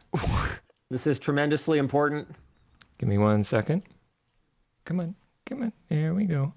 Okay, is everybody ready? Luke, are you ready? I hope so. I don't know. Luke? Sir Ability Toucan has already been created by the illustrious Sarah Butt. Oh, he's so cute. Apparently she was watching. Oh my God. How is this possible? It's so adorable. Whoop. Her message to me simply says, hold on, let me see if I can find this. Yeah, here we go. He lives here I don't now. know why, but he feels like he needs a top hat. That's awesome. There we go. You can be our friend for the show. I like that.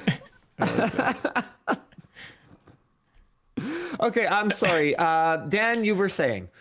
You doing any long-term goals? Oh, right. Sorry. Yes, Luke, I'd love to hear your long-term goals. No, just my house not being screwed up. I haven't been doing like anything else. I've been going to work and working on that. So I don't know. And then once, I don't know. For the first half of November, I'm just gone again. So like I've been out of the gym for a long time, but I've been doing physical things. So I've been working on the house. So like, I don't know. I feel mostly okay, but I'll get back on the wagon once my house is not completely screwed and I am in the country. Those things are decently important. Sometimes I do work out on the road, but it's kind of hard to find. Some gyms are really expensive for drop-in, and usually I'm really busy with whatever reason I'm on the road for. So, yeah. I can't remember if Linus answered. Sorry. He did not. I haven't. I actually have a doc. This is my like everything from my ADD brain dump doc. It's like 17 pages of just wall of text of like random business ideas I've had over the years. Sometimes it's just like a line that I'm like, that'd be funny. That would be funny. Like I think I've seen this doc a few times. Do I still? Okay, yeah. I have a section called script ideas that I never really like ended up using, but I have these two funny things that I never remember because I never really use it. I only remember it when I'm not actually writing. But I have these two ideas in here. So I have this one, trying to do something by scowling at it, and then scowling at it harder with like a hat on or something. I don't know, but it'd be funny. Like basically, okay, look, it's only partially baked. Okay, the point is that like, it sounds like a Vine. Yeah, right. Like I was trying to get my iPhone transfer wizard to work properly. Apple wasn't helpful, so I tried like scowling at it. That didn't work, so I scowled at it harder, and unfortunately that didn't work either. So all my messages are still on my Android phone. Like oh my God, that's he's how back. I would kind of. What is he called? That's kind of how I would integrate. What's the something like toucan's that. name, Linus? I've lost the ability to toucan. Ability Toucan. Ability Toucan. But I think with his distinguished top hat, he needs to be Sir Ability Toucan. Sir Ability Toucan. Yeah, and whenever I can't anymore, I lose him. Now he's on the hand. He's perched on your hand. I like that. Yeah, Sir Ability Toucan. Do you have any other examples from your doc? Yeah. What's your oldest video idea in your doc? Okay, so oldest video idea. Hold on. I got another joke. I got another joke idea. I need to joke about how, like some color, like it's like an RGB joke. Like a joke about how this color needs more R and more B to be the right color. Like I'm playing around with like a slider, and then like R&B music starts playing. That's excellent. Or like I take away all the G, and then just like music turns on. Like just. Oh, if it's rap music and you take away all the G and it stops being rap music. I actually kind of like that. So I don't know, man. Like this, it's just like it's my doc of just things that I just write. I already dinged it, I think. Oh, okay. Yeah, he dinged it. So I do. Oh, sorry. You want an old video idea? Okay, no, the video idea doc is a different doc, I think. Oh, I might have purged it. Oh no, I still have it. Oh, dude, I still have it. Oh my God, this is a terrible idea. Entire archive. Here's the Luke section of video ideas. I knew I had seen this doc. Oh no. This is old. Yeah, Pizza Warmer PC Part 2 is in here, so I can delete that. We've done that now. Nice. Let's get rid of that. And then I've got 771 to 775 sticker conversion. So that idea is obviously old enough that wanting to use an LGA 775 processor was valid. Ultimate Gamer PC.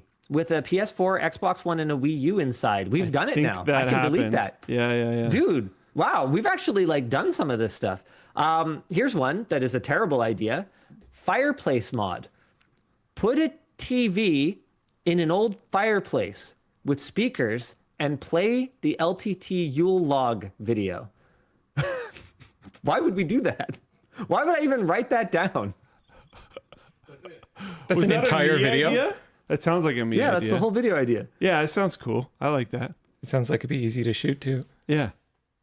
What? Yeah. Computer out of 1-inch blocks. What does that even mean? Is that the whole title? 1-inch blocks? Yeah, I don't know what that means. 1-inch. I have one that says ready for VR. I have like 6 R's. Is bullspit. Remember that VR ready badge? Yeah, okay. So that was a very timely thing as well. That's gone now. iMac mod. This just says iMac mod. Okay. No, that this makes topic sense. says balls to the wall web server.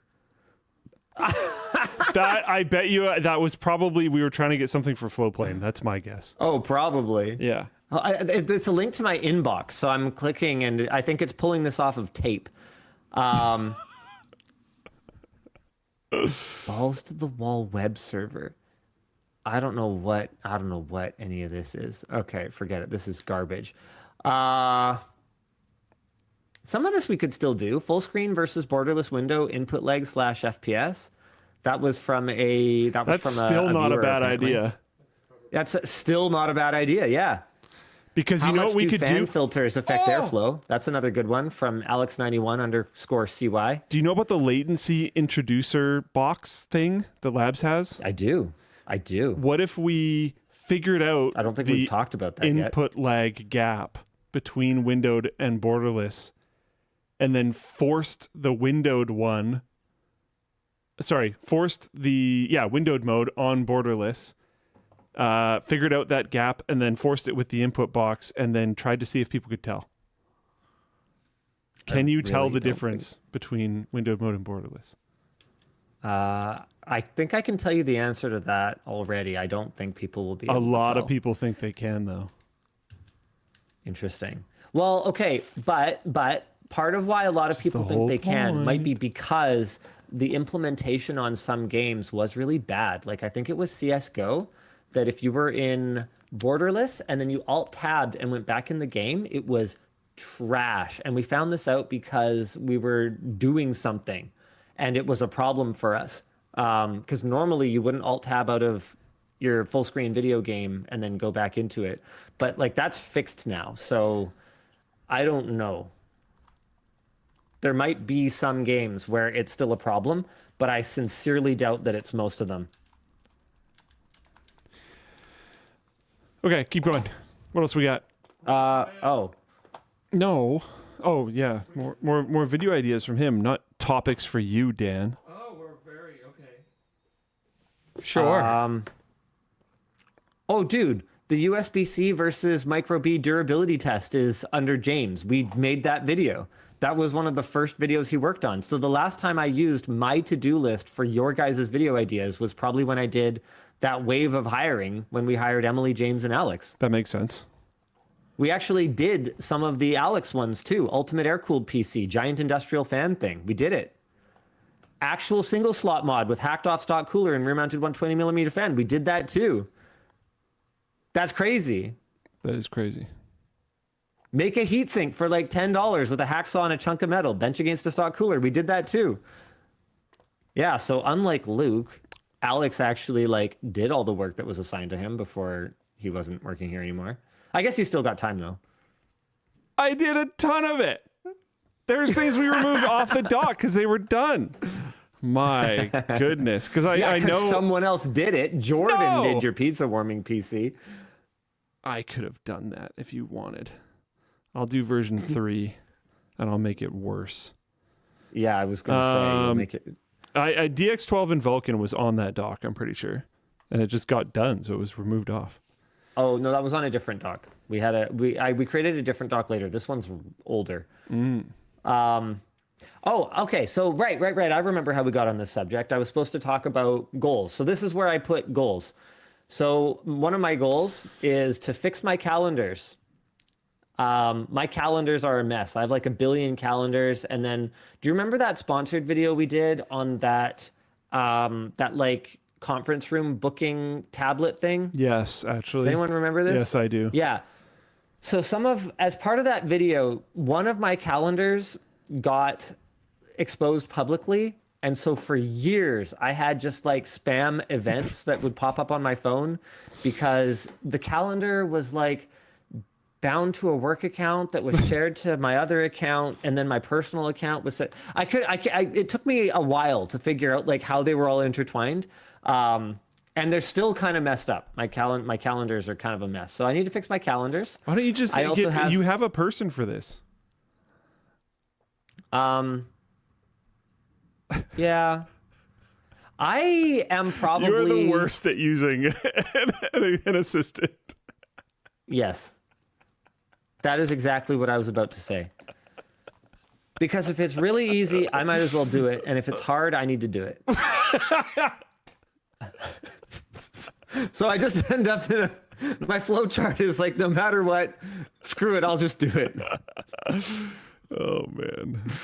To be clear, this is not a knock against Vance. Vance is awesome. He actually does a lot for me, but just not that. Like travel, for instance. Like Vance checks me into all my flights. Dude, he's getting fast. So like, not the check-ins. He has, like bookings and stuff. Yeah, we worked through something this week, and it was Zooming. That might be why. But yeah, like he definitely like helps me with very useful stuff.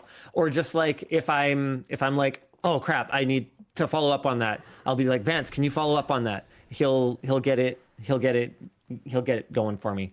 So yeah, like it's great, but no, I'm not good at delegating. I have fixed my kids' password managers.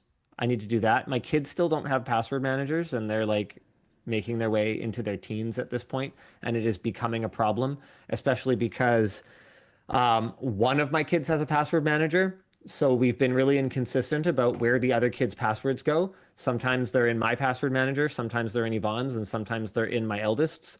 And there's no consistency there. So we need to kind of deal with all that. And we're not even all using the same password manager.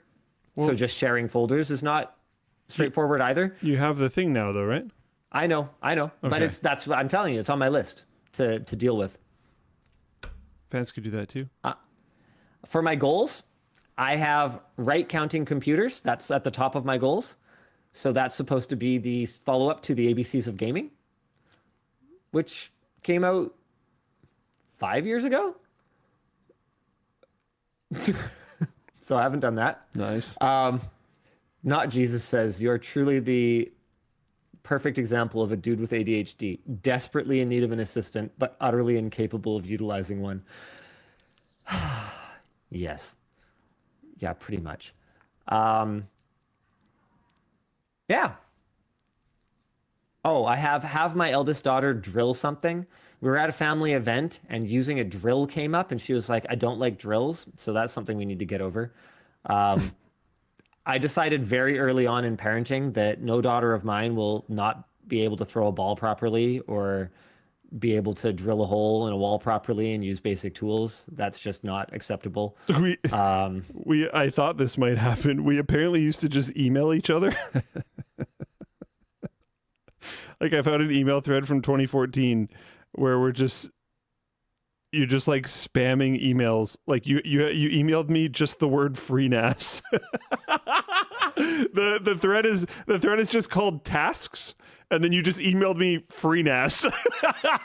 So the first email is voiceover guide for DIY AA, Node 804 case, PF Sense router guide, overclocking guide preparation, fix up our cabling situation here, buy extension cords, wall mount power bars, etc. And then you responded to that one just saying FreeNAS, and then you responded to that one just saying WAN show set. And then you responded to that one saying calendar spot for ball pit. And then I responded saying, notes for myself, find new ad partner for the forum. And no, I have no idea what calendar spot for ball pit means. So this explains why I got an email from Linus with just a picture and 4 WAN show on it. Oh, this is just how you guys operate? Yeah. All right, that makes so much more sense. Everybody gets a pass. I mean, email is just text messaging. Pretty much. Except it's less likely to get lost. Oh, shoot. Osiris in the chat says, when is the bit case coming out, Linus? Yeah, I searched for CW in my inbox, and then I meant to actually click on any of the things that come up. Okay, this is from the weekly CW Huddle October 21st meeting. NPIs, or new product introductions. Let's see. On 10/24, we will be introducing the Glitch t-shirt, Glitch desk pad, and Glitch pins. I guess you guys knew that already. Available now, LTTStore.com. Okay, what else we got here? Thermochromic jacket, something. NPI December is apparently going to be the bit case. So it is green in the finalized launch date thing. So I'm pretty sure it should come in December sometime. But nothing is launched until it is actually launched, as we know very well from our ModMat. Okay, what are we supposed to be doing? I found that was really random. I found my will, which was apparently in my work email. I was trying to find tasks, and it came, that was an interesting read. That's pretty old. Surprisingly, still relevant. Am I in it? No, why would I give you? Why would I give you things? You don't need anything. Let me see, just in case. A will's not just about stuff, Isn't it? It's about sharing bird and Mine is. What is it? Pugboy says, okay, but do the birds get anything? Oh, wait. Actually, you are in it. But it's not about stuff. But is it mean? No. So tell him I always hated him. No, it's not. It's not mean. Tell him I always hated him. no. Oh, my God. It would be so brutal. Honestly, I would laugh. I would actually think it's pretty funny. My whole life, I was resentful of everything. The whole time. Oh, my God. The whole relationship was toxic, and I hated every moment of it. It's like already been almost half my life. That would be intense. My God. I would, dude. There's no way that even for a second I would believe it. So I would think it's pretty damn funny. I had a conversation with someone the other day. I'm not going to get into the reasons why. We were talking about like if I won't talk about why, but I was like, if I got diagnosed with cancer, I would tell Linus on WAN show. oh, that's so based. Sorry, what? Oh, that's so based. Oh, that's amazing. I don't. This is not me doing that, by the way. But surprise, Linus. I was like, we've had this like thing forever that like if you died, we would monetize your like death in the funeral. It was supposed to be a joke, but I was like, yeah, I mean, I got to tell him somehow. Linus would probably be like, no, save that for the show anyway. If you tried not to. I tell you really important to you. Save it for the show. Save it for the show. You just send your email to him that just says death and nothing else. Coming soon. Subject death. Death question mark? Subject tasks. Oh man. Casket. Oh my God. Oh, that's great. Oh man. Okay. Anywho, oh dude, oh but yeah, my God. Speaking of monetizing my death, oh, go ahead. You go first. So the reason why, I'll just say it. I don't know if people are going to like this or not. They might dislike it, but you know what? I am who I am.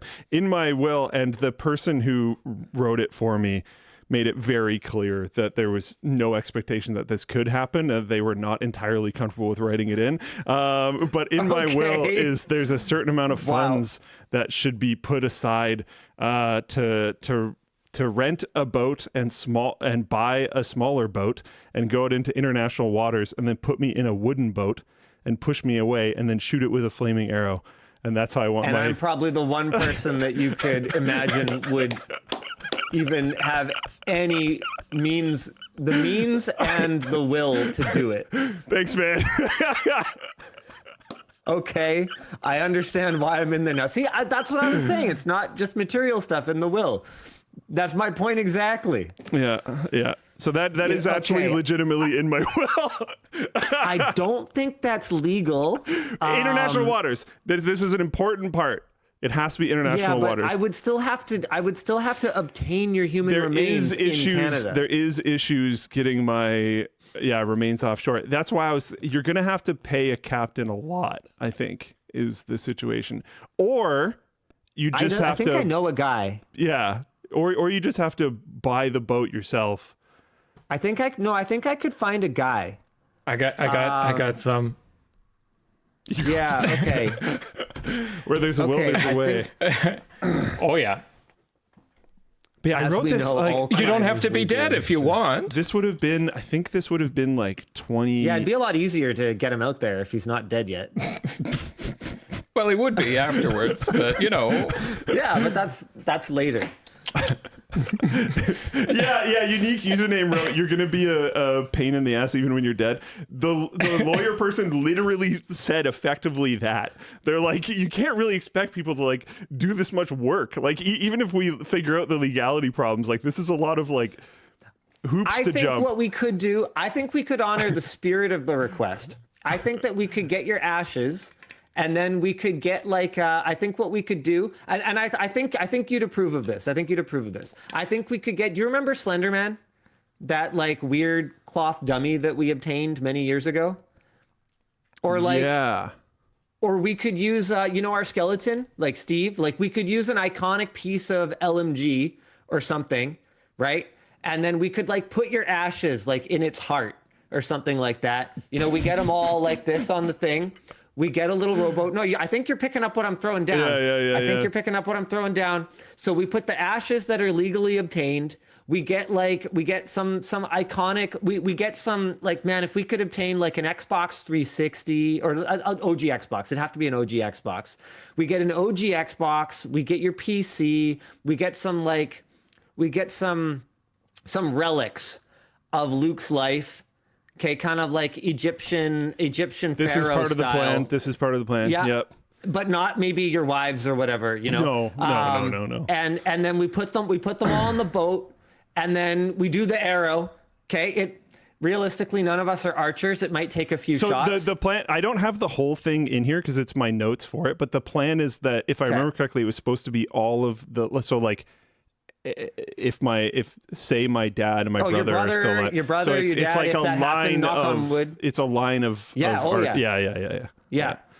Oh, and I imagine we'd have to bring a lot of arrows because like Probably. I don't think any of us are archery whizzes. And like realistically, we can't just shoot right at it. That's not the way. No, you got to arc. You have to arc. You have to arc. Yeah. So we have to arc it. Yeah.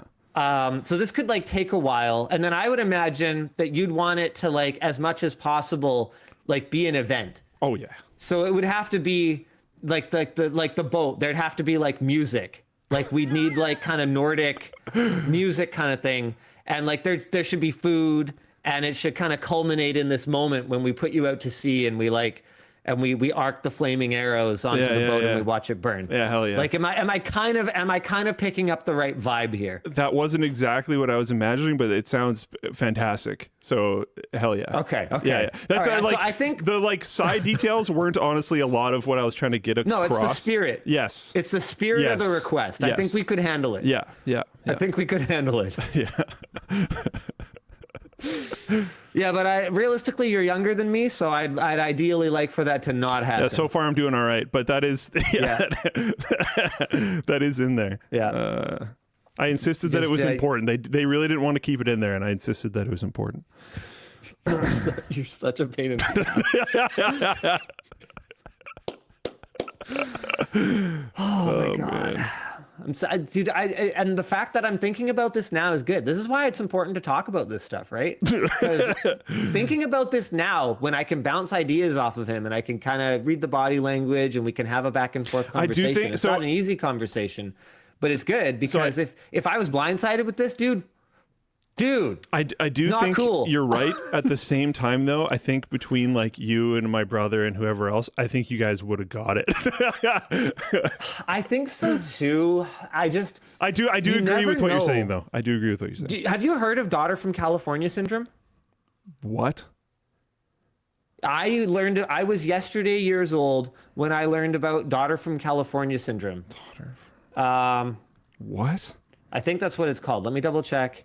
Yeah, daughter from California syndrome. It has a Wikipedia page and everything, and it's a phrase used in the American medical profession. I'm just reading this off of Wikipedia to describe a hitherto disengaged relative who challenges the care of a dying elderly patient and insists that the medical team pursue aggressive measures to prolong the patient's life. So basically, it's like how it's the behavior of someone who's been uninvolved with and a dying suddenly patient. Wants to be involved, but there's no real chance now. And this is the way that their brain just like, this is a switch that flips in their brain that they have to keep this person alive, and that's the way that they can show they care. And we need to spend a ton of money, and we need to be really aggressive with the medical professionals who are doing their best and kind of trying to tell you, look, palliative care is the way now. And yeah, daughter from California syndrome. And so, I've gone through a couple of family losses, in my life, and it's such a thing. It's so much of a thing, man. Yeah, KSU Wildcat in Floatplane chat says, literally my sister when my mom had been in hospice for over 18 months. Yeah, exactly. And so and to be clear, I'm not like attacking these people for their behavior because it's probably part of their grieving process. Yeah. It sucks for everyone else, and they need to not do that also. But like, I understand that they're not in a great headspace, right? But like, you never know who's going to show up and who's going to be in a not great headspace at the time of someone's passing. And when these instructions are not explicit and when they're not discussed ahead of time, then there's a lot more room for ambiguity, and it can be really stressful. Like it was really stressful going through some of this stuff when my sister passed. My family is not the least fragmented family of all time. I mean, I think I've been pretty open that my parents split when I don't even know if I was one yet. And there's been that was the beginning, not the end of that story. And so there was a lot of, disagreement about, what should be done. And it was tough, man. It was really tough. I feel like I've been relatively fortunate in that regard. Both with my brother, because I don't imagine it will be even sort of an issue between the two of us, and also the relatives that were closer to me that passed. There was none of those complications.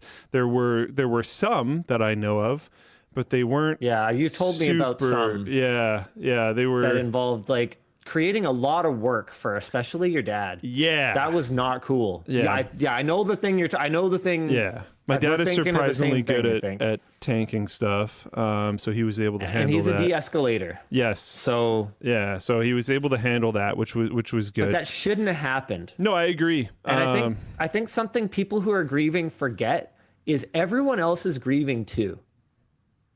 It's like really not the time for fights.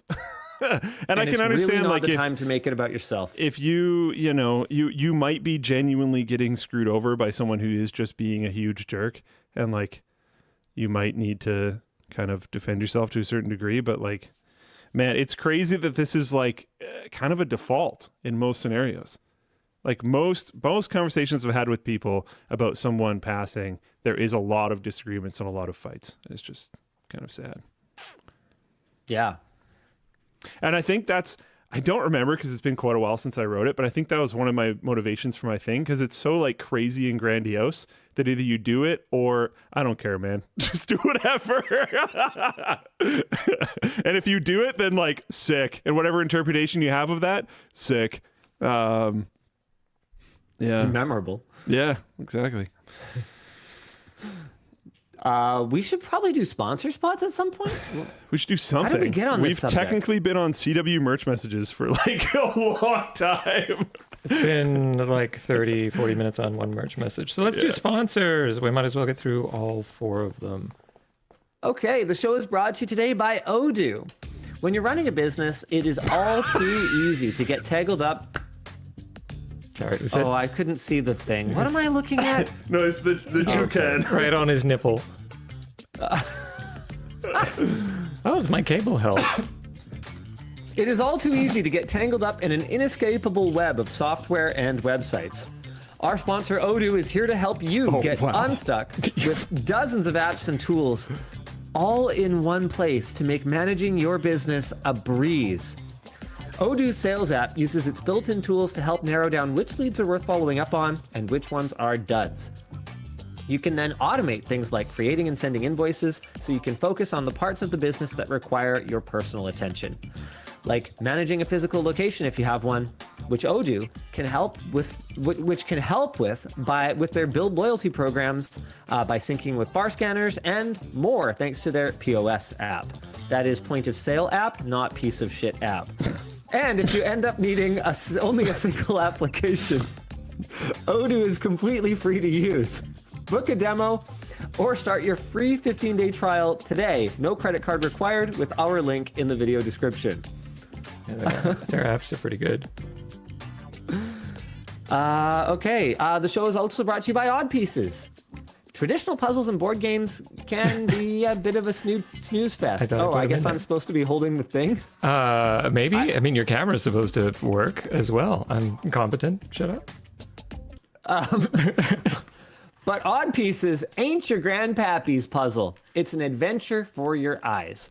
With Odd Pieces, the completed puzzle image is not the same image as the one on the box. It's a little bit different. And as you put the pieces together, you will unravel tiny little details that create an exciting story at the end. I'm going off script a little bit here. I did a couple of these actually with my kids, and it was a way more engaging experience finishing the puzzle, being able to go through and find all the little differences and look at all the little things that happened. It was actually pretty cool. Each box comes with 1,000 high-quality pieces, 2 puzzle maps, 2 story comics, a sticker pack, an additional riddle, and an envelope to open at the end with one final twist. So whether it's a gift for the holiday or a fun New Year's Eve activity for friends and family, enjoy fun and surprises with Odd Pieces. Visit oddpieces.com/WAN show to get 15% off your first order. Do you want me to just do the other 2, Dan? Yes, please. Because I can. I have that power. If you can. The show is brought to you by Vessi. The only thing better than free is free stuff that holds up on a rainy day. Right now, Vessi has teamed up with, oh God, I screwed up my windows and now they are all over the place. Good collab. Vessi has teamed up to give away thousands of dollars worth of Vessi products, LTT merch, and other cool tech. Vessi makes sleek and sustainable shoes, which they say are 100% waterproof. And with it being the start of the soggy and squelchy season, now is the perfect time to upgrade your wardrobe for the fall. Some of the things included in their giveaway are sneakers, hoodies, AirPods Pros, LTT backpacks, and so much more. Go to vessi.com/LMG and enter your email and phone number for up to 3 entries and get a 20% off code that you can use right away on their site. The giveaway wraps up at the end of the month and there can only be 7 winners, so make sure you enter soon. Finally, the show is brought to you by DeltaHub. Very few things hurt as much as watching your DPS or support hand over free kills in your favorite game. What am I looking at? I have never seen this clip. B-roll. Okay, that's pretty funny. Anyway, however, your wrist pain might be right up there. DeltaHub's Carpio may not be able to help with your terrible support, but it could possibly help support your wrists during those frustrating gaming sessions. See, it isn't a regular old static wrist rest. Rather, it glides and moves with your hand to help with wrist fatigue. It does this by shifting pressure from parts of your wrist to more resilient places like your palm. We keep a steady supply of Carpios here in the office, which led to us partnering with them to make a special LTT edition. Just because your teammate has carpal tunnel vision doesn't mean you need to take that pain outside the game. Grab your LTT edition Carpio 2.0 today using our link in the video description. All right. Luke, what do you want to talk about? 2 more topics. Oh, I mean, maybe we should get through the float plane thing too. No. Nope, we should do some more topics. Android box manufacturer softlocks devices sold below official minimum price. Scummy actions. Android box manufacturer SuperBox is locking consumer devices to get back at retailers. If a retailer is delinquent in their debts, really, or sells a device below the official minimum price set by us, SuperBox will soft lock consumers' devices and instructs end users to contact the retailer as the fastest way to resolve the issue. Dude, this is some mafia level stuff here. SuperBox wrap your brain around advertises this. the set So tops. I'm SuperBox, okay? I sell you 10 SuperBoxes. You're a retailer. You are having a hard time moving them, so you discount them. You sell your 10 SuperBoxes, okay? A bunch of our WAN show viewers, let's say, here, I'm going to name some. Currently Pooping, Ann M. White, Pone Crackers, PK7, Crystal, PC Master Rays, unique username, David K, Booger Flinger, and Nicholas Cage, okay? These are actual float plane users, all of them. You guys truly are the float goats. So they all buy these boxes, right? At a discount. I found out that you sold them at a discount. I soft lock their devices so they stop working, and I tell them they've got to go back to you so you can compensate me for selling them at a discount. How flipping wild is that? Imagine living in the brain of the person who is a big enough a-hole to do this. Crazy. SuperBox advertises so what is a SuperBox? Set tops as IPTV boxes. The brand doesn't appear to sell direct to consumer or advertise its MSRPs, even authorized resellers. Yeah, rough. So customers would be hard pressed to avoid suspiciously low prices, as SuperBox advises. Were they even aware it was a possibility?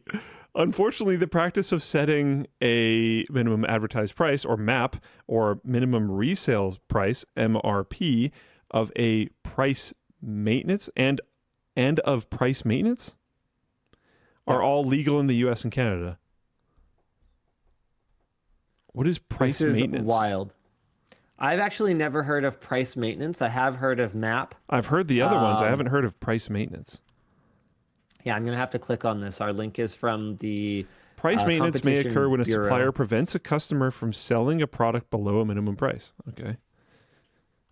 It may also occur when a supplier refuses to supply a customer or otherwise discriminates against them because of their low pricing policy.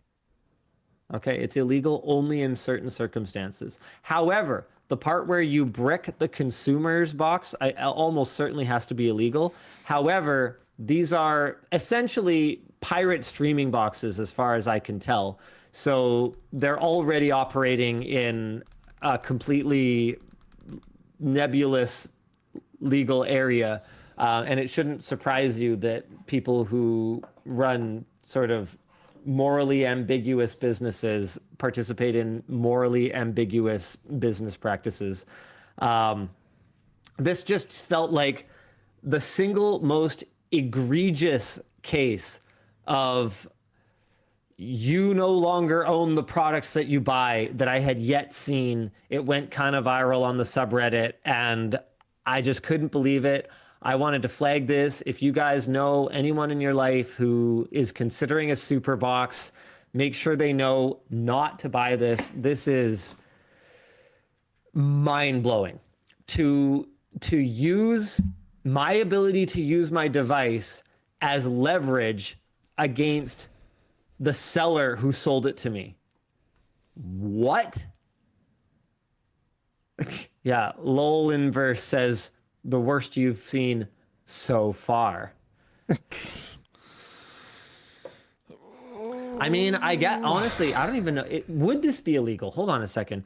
Because if it's legal to just turn off the service of a device that you ordered for no reason whatsoever, like, is this any worse? Like, yeah, it's more insidious. Like, it's like worse in a sense, I guess, but the outcome is the same. The device you paid for doesn't work anymore. Too Far Gone says, put them in the flaming wooden I think boat. this makes me more uncomfortable if the box wouldn't normally rely on a service, if that makes sense. I think it does, though, because they're probably running their own pirate streaming, which is probably a big part of why they don't have a reseller list and they don't have an MSRP. Right. Because they're just trying to stay as under the radar as this was possible. a really good idea if you wanted to stay under the radar. I know, right? Stupid. Anyway, all right, we can Moving on. move on.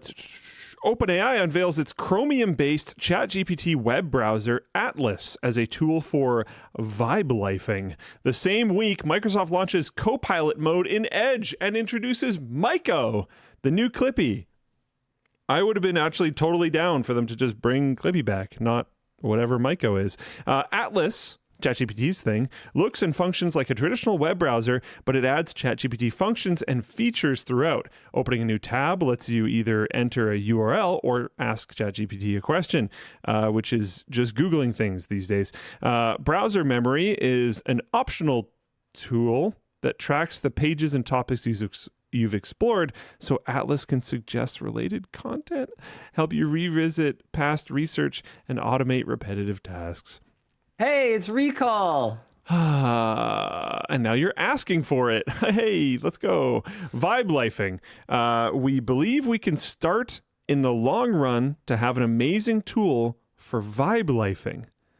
Will Ellsworth, the research lead for agent mode in Atlas, said during the live stream. So delegating all kinds of tasks, both in your personal and professional life, to the agent in Atlas is apparently vibe lifing. Microsoft's Edge Copilot mode does really similar stuff to Atlas, with Copilot actions performing simple tasks for you, and the Journeys feature remembering your past. Okay, so it's the same thing. Both browsers claim to, and they're both Chromium. Hooray! Both browsers claim to care about your privacy. Cough, cough. They definitely don't. And they need permissions to take actions on sensitive sites, such as financial institutions. They probably actually don't want to do that because of the liability, so they might actually care about that. Microsoft introduced Mico, or Microsoft Copilot. Mico? Oh, yeah, okay, maybe it is Mico if it's Microsoft Copilot. Yeah. Okay, I don't know anymore. Who knows? I think it's probably whatever you want it to be. A new visual presence / mascot. It listens, reacts, and even changes colors to reflect your interactions. What? It's a mood sensing ring? Everybody's just comparing it to Clippy, although I can't show you because they don't have access to the dock, where apparently everybody's doing that.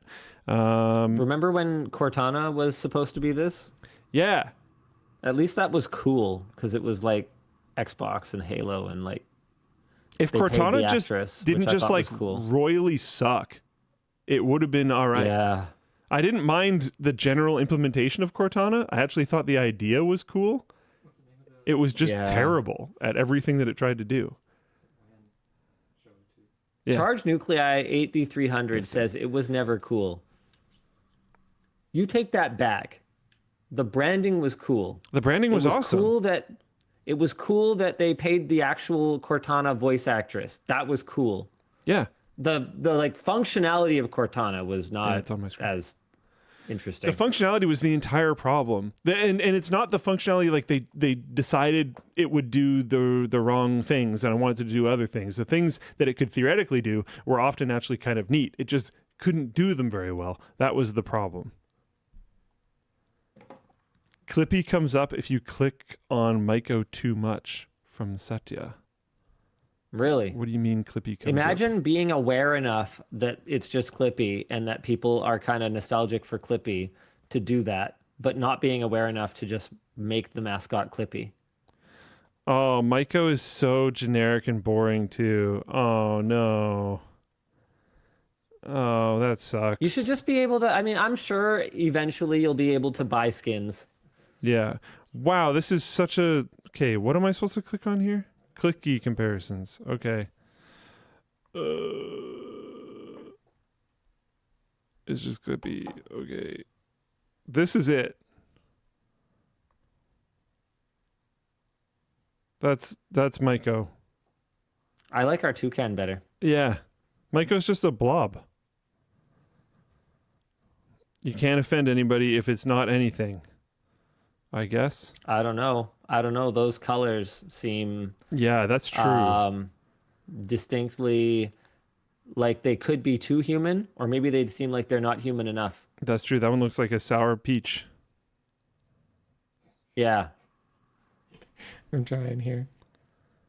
But yeah, apparently if you... Nice. I didn't even see what he's doing. Dang, I missed out. It's making him spin along with him. Someone linked it. Man, somebody linked it turning into Clippy. Here we go. Hold on. If you tap on it a bunch of times and... Come on. There, Clippy. Which immediately looks so much cooler. Can we just have Clippy? Can I just say that? Just instantaneously looks so much cooler. Unique username says, "Oh, I've seen this rolled out to me. Definitely designed by committee. 0 character." Oh, yeah, I'm dude, sure. That's been really. I shouldn't say eye-opening because I've noticed it before, but being in Japan and China recently, like mascots are so much more of a thing here still. Remember when mascots were everywhere? Remember when Mr. Clean was like more than just a picture on the bottle? Actually, they might still use Mr. Clean. Mr. But I just Steal mean, Your Girl, man. They probably do. Do the chat. Everything has a mascot here, and I kind of love it. I love it. Oh. All right. I did like that in Japan too, I would say. It was very cool. Apparently, Mr. Clean is still in the commercials and is CGI now. I just haven't seen a TV commercial in... Yeah, I'm not surprised. All right, what's this, Linus? Search picture from Linus for WAN show last week. I think this is probably safe to just screen... Oh, hold on. Do you want me to double check and sanitize for you? No. Hold on. I need to see the... Okay. Yeah. Can you just cut out the search, the start menu part? Yeah. Because this is notes from the Fab tour that I was recently on. So I've got some cool content to tease for y'all. There you go. Nice. What I'm doing overseas. Wait, what the heck? Don't worry about it. Don't worry about it. There you go. Don't worry about it. Don't uncrop it, I guess. That looks safe to me. Don't uncrop it. Do you want me to share screen? It looks like it's been solved. Oh, okay. Yeah, I'll tell the people what I'm doing here later. What? Okay, never mind. There you go. Just get rid of the toucan. Sorry. Virus. I might not need the toucan. Replace the paint logo with... Last week, remember I was talking about Windows search being a giant piece of garbage, and then I couldn't replicate it on stream. And this time you typed in pin and it came up with paint. Dude, was there something changing my pin? 2, 3, 4, 5, 6, 7, 8. Changing my pin, which is what I was trying to do, is the 8th result. The 8th result, Luke. Ugh. Now I understand what they're trying to do. I see what they're trying to do. It's a typo thing. The next time I did it, after I clicked pin, and like after I clicked that 8th result, And then I tried to replicate this again. It searched for pin. So it's using user behavior. But this shouldn't be the default. This is almost a brand new Windows install.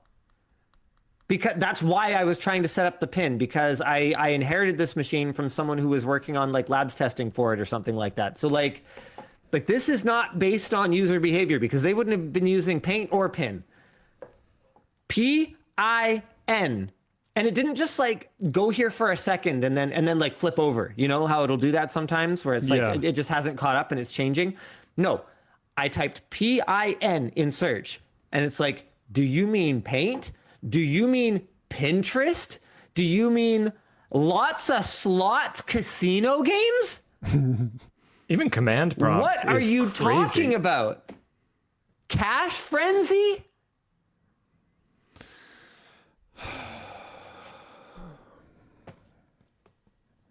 What is that? Why are Cash Frenzy and lots of slots casino games above set up a pin?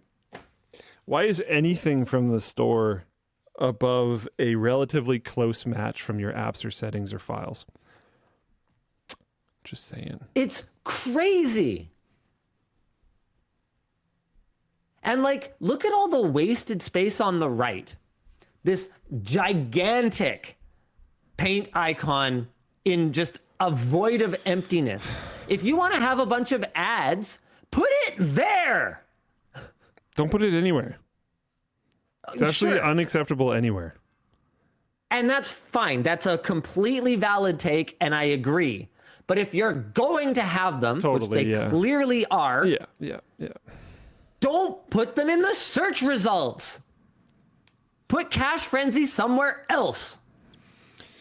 And yes, guys, I'm aware of OpenShell. I'm aware, but I genuinely like to use Windows in its stock form. Yeah, we're trying to correct the stock experience, which is the experience that the incredibly vast majority will have, which is the problem. That thing he said. And we need to experience it in order to feel the righteous fury that we do right now. Yes.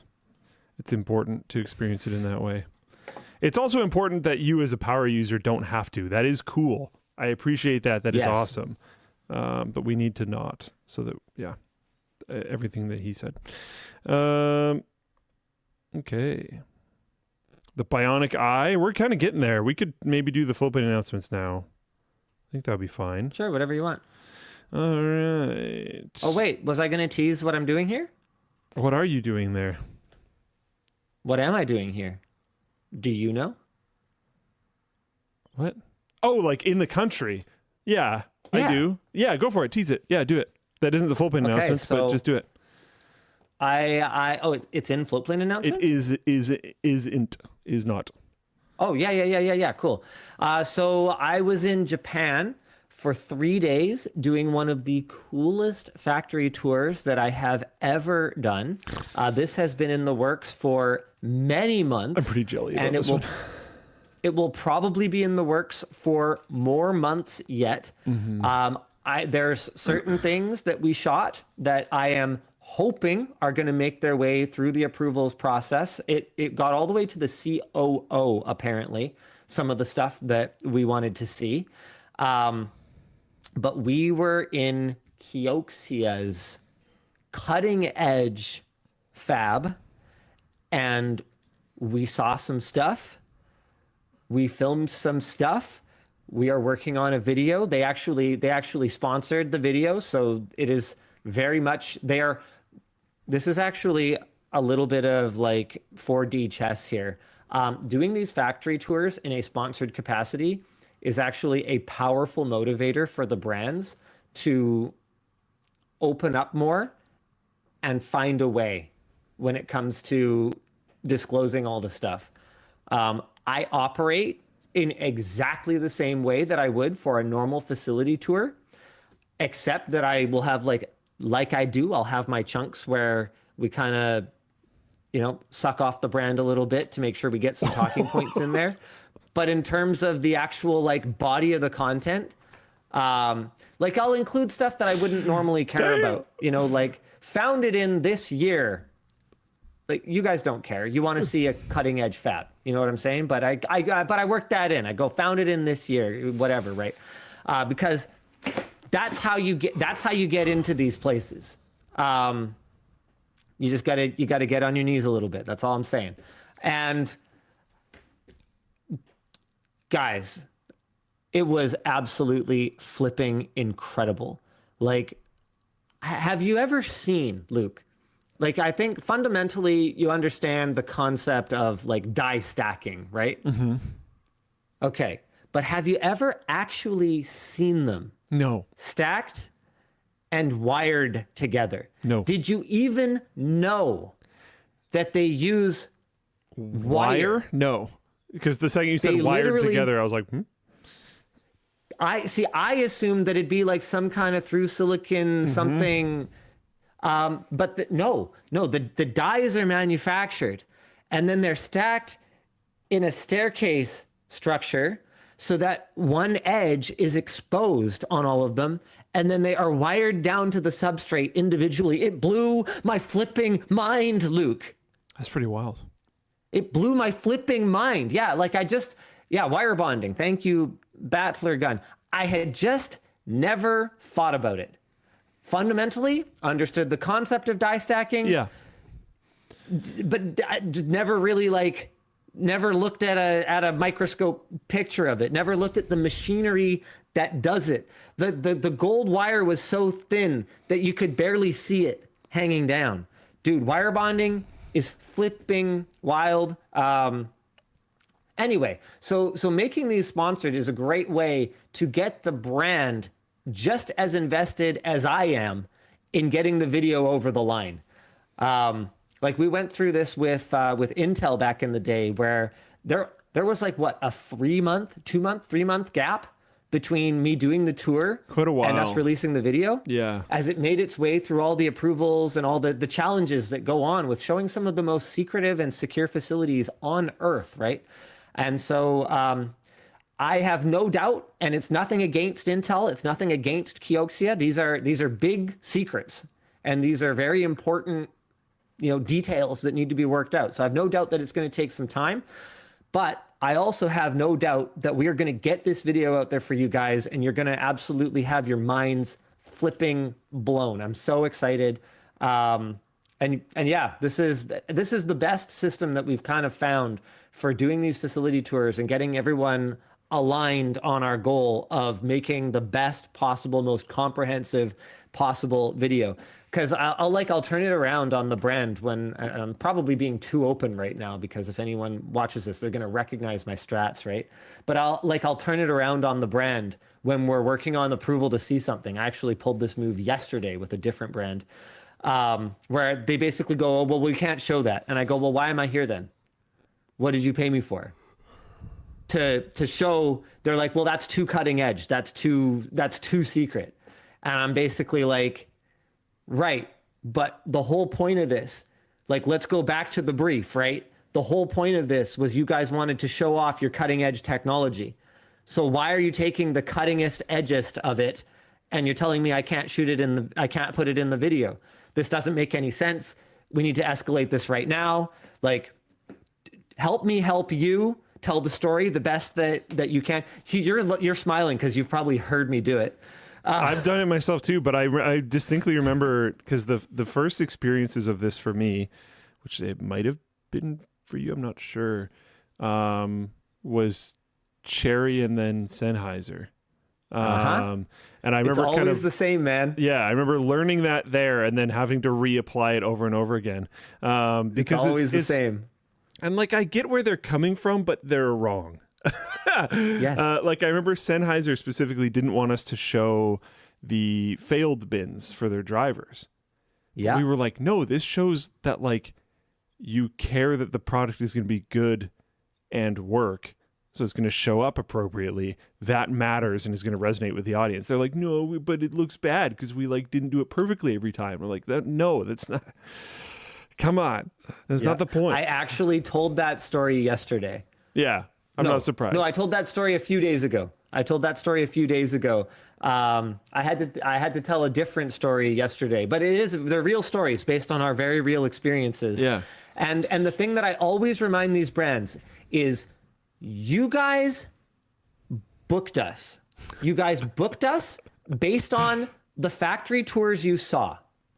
You wanted us to tell your story the way we tell the story, where we go in and we get into the grit and we talk about the real processes that are involved in building your products. We help people appreciate the challenges that go into building these things, that go into creating the technology that we all love. You brought me here. You paid good money for me to be here because you saw that. Well, guess what? When I made those videos, I went through all the same stuff that we're talking about right now. That video wouldn't get made if I wasn't having the same battles then that I'm having with you right now. And I need to film this step. It's literally every time too. Like it's quite literally every single time. Yeah, and so I'm not singling anybody out because I totally understand it. It's everyone. I mean, this is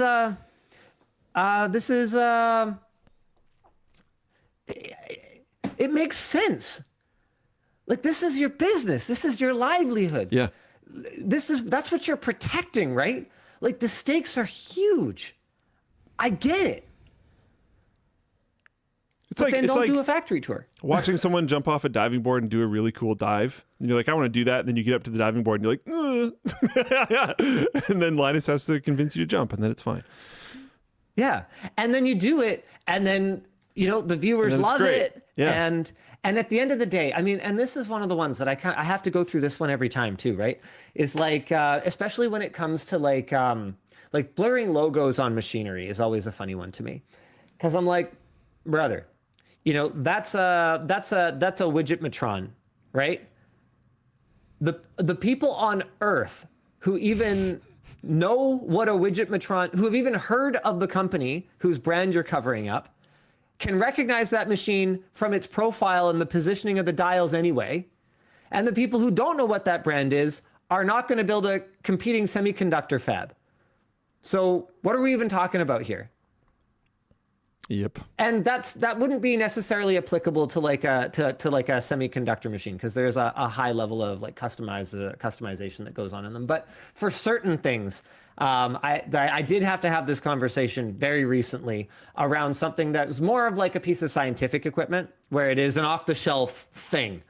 And it's just like, well, it's a trade secret. Who makes that? I'm like, bro, in the scientific community where they know what these things are, how many people even make those things, for one thing?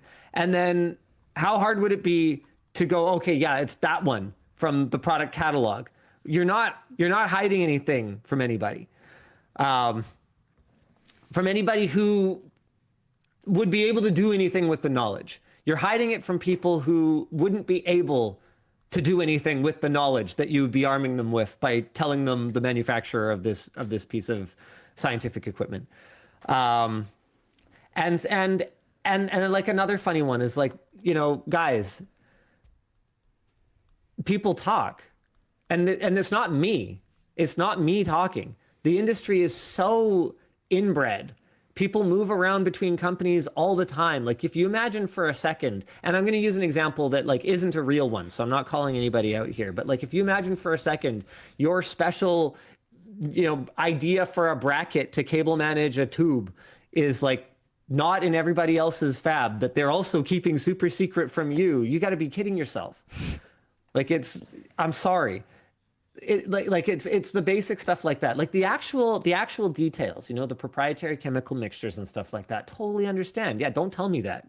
I don't even want to know that. I don't want to be armed with knowledge that could be so damaging to your business. Yeah.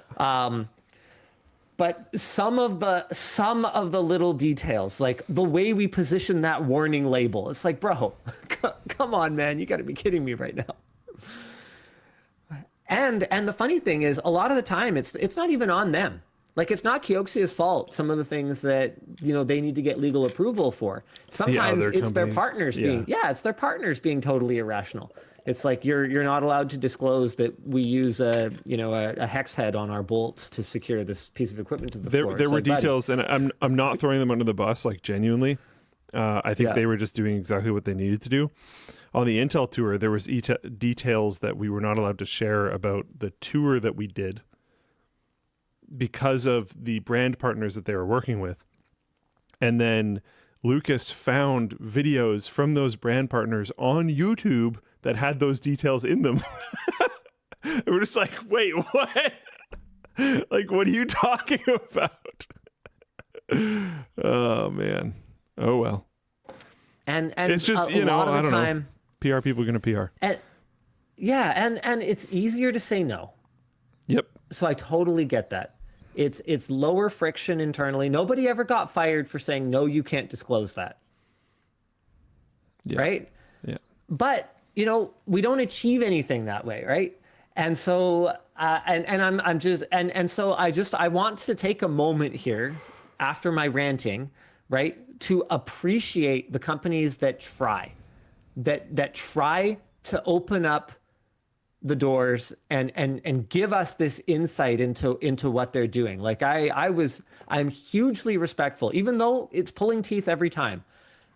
I have enormous respect for companies like KIOXIA and Intel and Cherry and anyone else that we kind of named and didn't shame. We're not shaming them here for trying to do this in the best way that they possibly can. It's super cool, and it's something that otherwise just a small handful of people on Earth would ever get a chance to see and experience.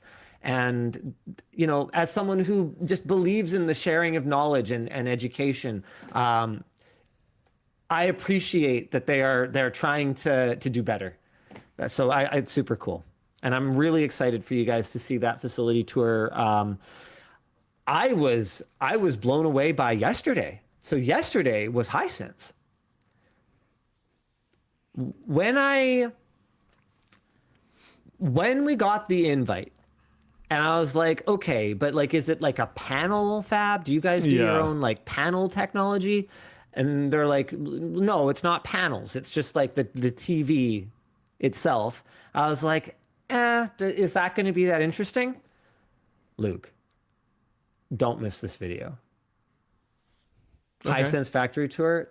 There were a couple things that unfortunately, no matter how hard I pushed, I wasn't able to get them to show you.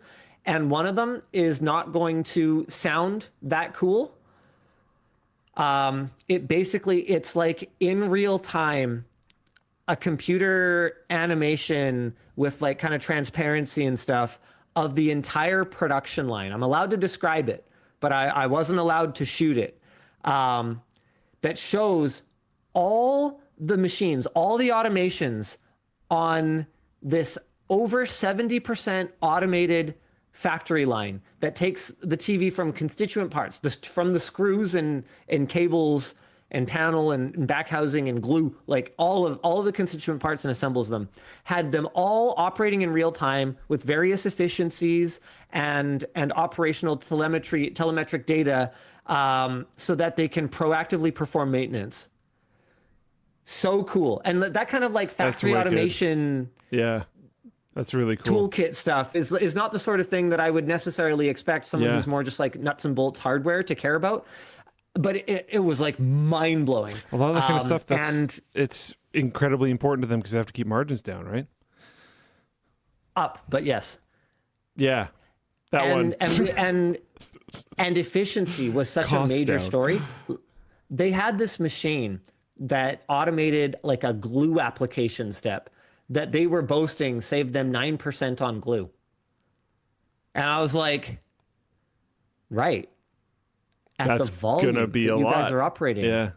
At the volume you guys are operating at, even if it's $1 worth of glue, that's 9 cents a unit. Just like that. Boom. That machine pays for itself.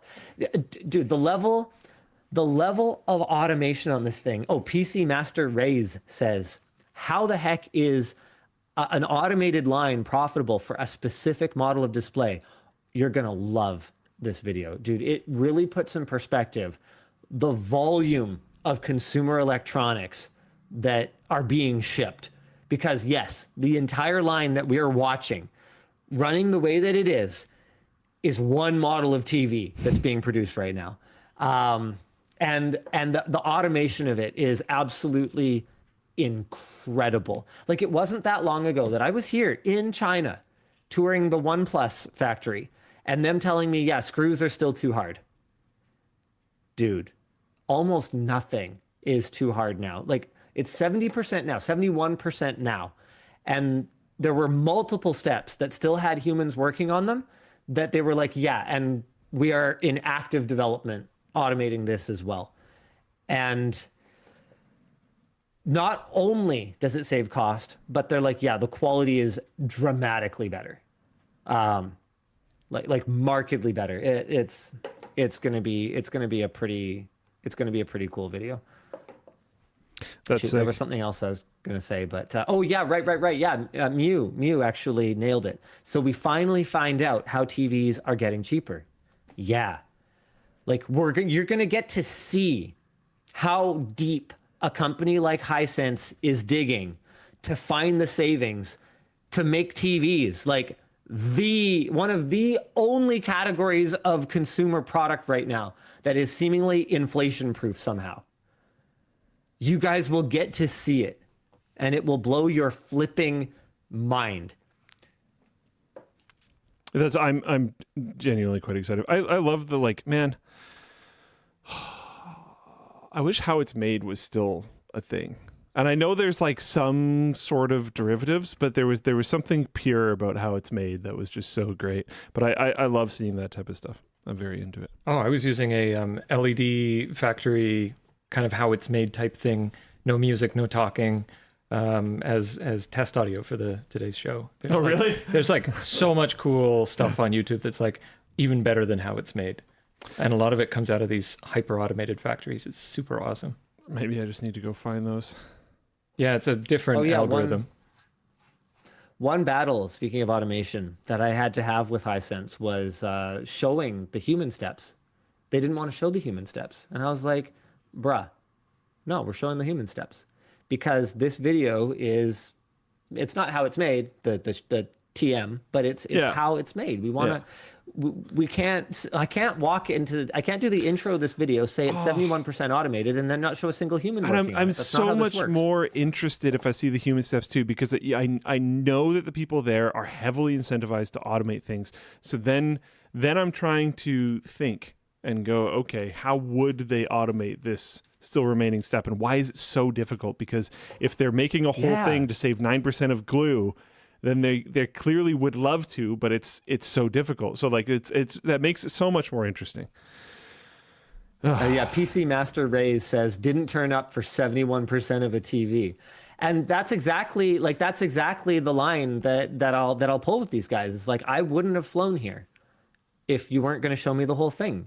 You got to understand, we're doing the whole thing, and you got to be firm.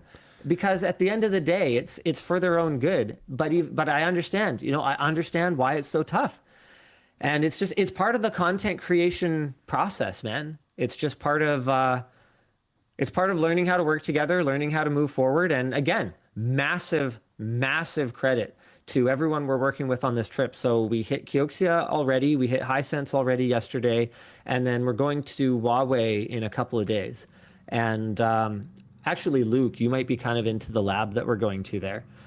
I was not 100% sold on it because I know that like health tech is not always what resonates the most with our audience.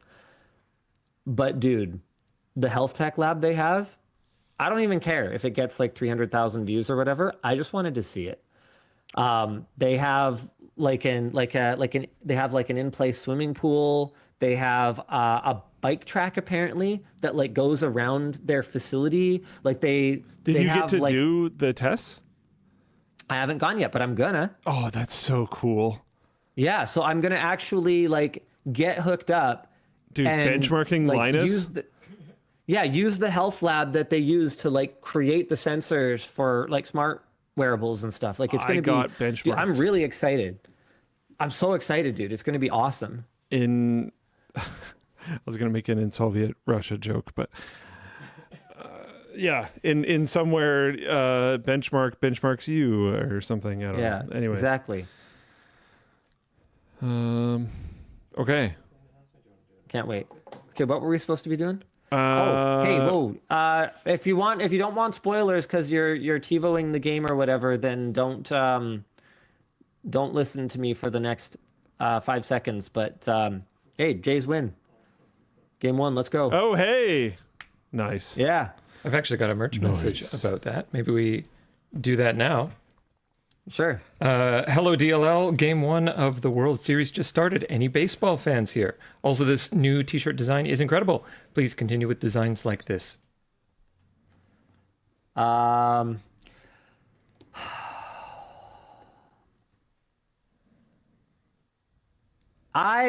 last time I followed baseball for real, John Olerud played for the Blue Jays. And Ken Griffey Jr. was like the league superstar. I have a peripheral interest in most major sports, enough to kind of know who, the people are. I know the rules of baseball pretty well. I played baseball as a kid, but I haven't really like followed since the last time the Jays were contenders. They're Canada's only team. Yeah, Canada is big bandwagoning right now. I know almost no Canadians that watch or care about baseball pretty much at all. Some people, like Linus said, might know some of the players' names and like we'll watch a game here or there if there's nothing else really on. And I'm sure people from like the local city care. But most of Canada is not that tuned in, except for sure right now. Everybody is in, which is fun. Whatever. Yeah. Sometimes it's neat to jump on a bandwagon. It is what it is. You know what? And I think it's good. I think it's good for the sport too, because probably think about it. They've been calling this the World Series for all this time. And there's only one team that's not from America. So I think it makes sense that you have to have a team from another country win it every once in a while. Otherwise, you're just going to have to change the name. Yeah. Well, no, you can't call it the World Series. They would just need to compete. They wouldn't have to win. They just need to compete. I guess that's true. Well, for a long time they didn't compete, and now they are. Yeah. So it looks like fun. I got to say, baseball is probably my favorite sport to watch. Maybe not favorite, but among. It's like very high. I don't like watching. I can't watch a baseball game. It's too long, and there's too much downtime for me to like be focused on it. But highlights, I love baseball highlights. It's like one of my favorite sports to just binge highlights of, because some of them are great. It feels like the athleticism, like they are because of the pay in baseball. Like, oh man, what's his name? Shohei got like a $700 million contract or whatever it was. That's wild. By the way, that guy just looks like if you genetically engineered like Chad Human. Yeah, wild. Anyway, the point is, these are some of the best athletes in the world because the money's there. Right. So if you are literally a world-class athlete that could play any game you want, baseball would be a super high candidate.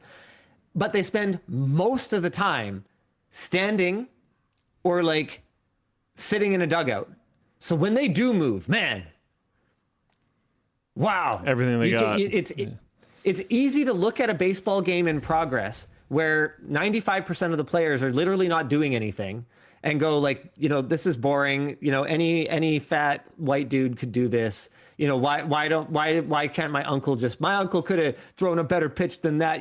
It's easy to couch, what are they called? Just like couch warrior it or whatever. Right. But then the things they do, damn, incredible. Love it. Love it. Okay, speaking of loving the things that they do, let's do the armchair quarterback. That's the one. Let's do the full plate announcement. Dan, do you have the doc? I do. I don't understand this at all. I've read it like 4 times, and I think either AI did this or Sammy just derped. But I believe you have to guess the prompt. Not me though. Linus. Right, but then how is it a competition? I don't know. If I can guess it, I win, and if I can't guess it, you win. But there's like points and stuff. I don't know. I don't know what we're talking about. Whatever. Anyways, Riley and I, as in me directly, tried out the new Sora 2 app and discovered just AI content affecting social media on Tuesday. The video is now out, but I thought we'd play a fun game with Linus. You're going to watch the video and guess the prompt. Dan will decide if you're close enough for the point. The winner, bragging rights as in every competition. Dan, please play video 1. Okay. Folks, just a second. I'm trying to keep these lanes clear. Thank you. Yeah, I'm that guy stopping traffic, but it's for a reason. Our neighborhood's only public badminton courts are about to get turned into a parking lot. These games build... What do you think the I'm prompt supposed was? to guess the prompt? Yeah. I mean, okay.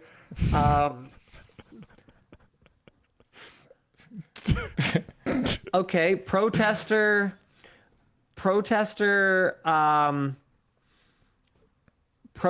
at rally to save our community's badminton courts gets support from Mark Cuban. I will say, I mean, Pretty close, actually. yeah, I mean, I would give that to him. I would also give that to him. Maybe we'll give him a ding. I will Dopamine I ding will for you. also say, I think like pretty much every time the person is named, I would still give that to you, but pretty much every time we tried to name the person. Oh. This time I will say Okay. it gave us a like, we can't recreate them. So I just referenced like effectively who they were so it could guess it pretty easily. But the person is supposed to be specific. You knew Mark Cuban. That one was Oh, nailed. who was the... Okay, can I see the other one? I didn't notice the other one was a person. Was it Can you Sam play it Altman? again? Folks, just a second. I'm trying to doesn't keep I these don't lanes clear. think you'll get Thank you. this. Yeah, I'm that guy stopping traffic, but it's for a reason. Our neighborhood's only public badminton courts No, are I about don't to know get who turned that into a is. parking lot. I These didn't think games you build- would because that was supposed to be you. I originally typed Oh. Linus Sebastian, and then it was like, we can't do that. We can't recreate that person. So I said the main host from Linus Media Group. And it spat out that. Okay, so question for you. And we're going to go off topic a little bit here, I think. Sure. But it's sort of on topic. Yeah. Because you have to opt in as an influencer Yeah. to have your yourself. Should Yeah. I opt in? No. No. I want to be clear. I Do you haven't want the opted in. do you want the obviously. argument? Is that what you're saying? Yeah, I want to have the conversation. Because Because some people are, right? yeah, we have some of them in here. I won't name them. I almost just did. I mean, Mark Cuban is one though. Yeah. And you kind of like get something. Like if you notice, Dan, if you go to the end of that clip, if you can bring it back up and go to like the very drugs thing? end. Yeah. He got that included. So there's like a little Is that a URL. condition? I don't know if it's a condition or what. I'll play it think- again. I can pause it on it. Sure. Folks, just a second. Yeah, I'm trying to keep these lanes clear. somethingpriceDrugs.com? Thank you. Yeah, I'm that guy stopping traffic, but it's for a reason. Our neighborhood's only public badminton courts are Sora? It's pretty quick. about to No, get no, turned no, into no, a no. parking lot. No. These games Right there. It's coming. Yeah. Right there. Costplusdrugs.com. Right. So that's part his of affordable his drug thing. startup. And as far as my understanding goes, you can get like a thing that comes along with your likeness, and that's his thing. Other people have other So you could do like things. LTTStore. Maybe. Right. But I mean, we just got him protesting for badminton courts. So people could make you do things that you don't necessarily want to do. Do you want to promote people doing that? Because like when we were doing this, I didn't actually intend for him to be in that at all. I accidentally fat fingered Mark Cuban. Yeah, I accidentally fat fingered Really? his. There's like tags above the input field, and I was trying to do something else, and I accidentally bumped it. And then when we watched the video and he was in it, we were like, "What?" And then we looked back at the prompt and we saw that he was tagged in it. So it's like Interesting. it promotes you using these people that have given their likeness over to the app. That's pretty wild. I think, especially right now, until we get better things figured out over like the laws around likeness and stuff, it's better to just hold on to it for now. Well, see, I feel like this is quite short-sighted. I mean, I'm not going to claim to have a better long-term vision than Mark Cuban. He's obviously been very successful. Let's finish watching some of But- these before you keep commenting. Hold on, let me just finish with this Okay, one thought. sure. One thought. But I feel like right now the strongest argument that I could come up with for allowing it would Sure. be, it's pretty obvious that it's still fake, so it doesn't really matter. Yeah, you're I don't getting think anyone's. attention. Hold on, I'm gonna get there. Like I don't think anyone would actually think that Linus is promoting cat and dog breeding. Let's go with like an end times thing. Sure. The cats are mating with the dogs. Yeah. I no one would actually think that. So maybe it doesn't matter, and all publicity is good publicity. That's the best argument that I could think of.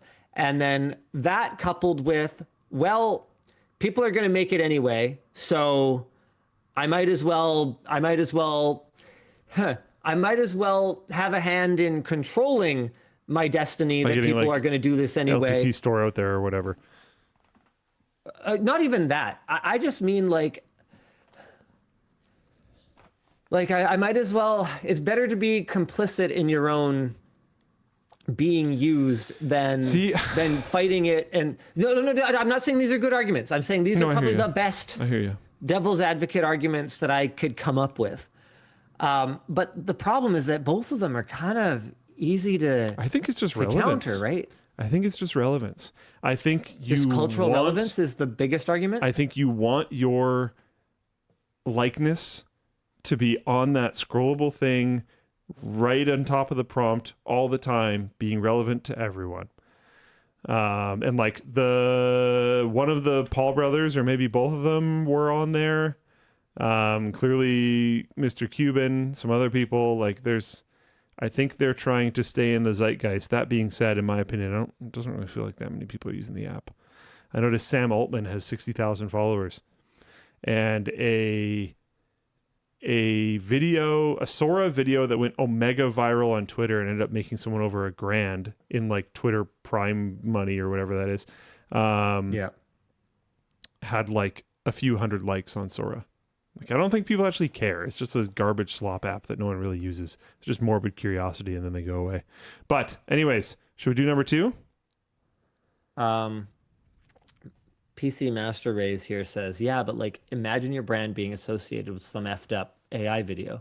And I feel like we're headed into a level of like disconnection from what we're seeing and assumption of things not being real. Absolutely. That I don't know if like brand association is even going to be a thing anymore. I don't know if it's going to matter. I think if everyone just assumes that everything's fake, Japan will care. yeah, It's going to go the way of the keyboards.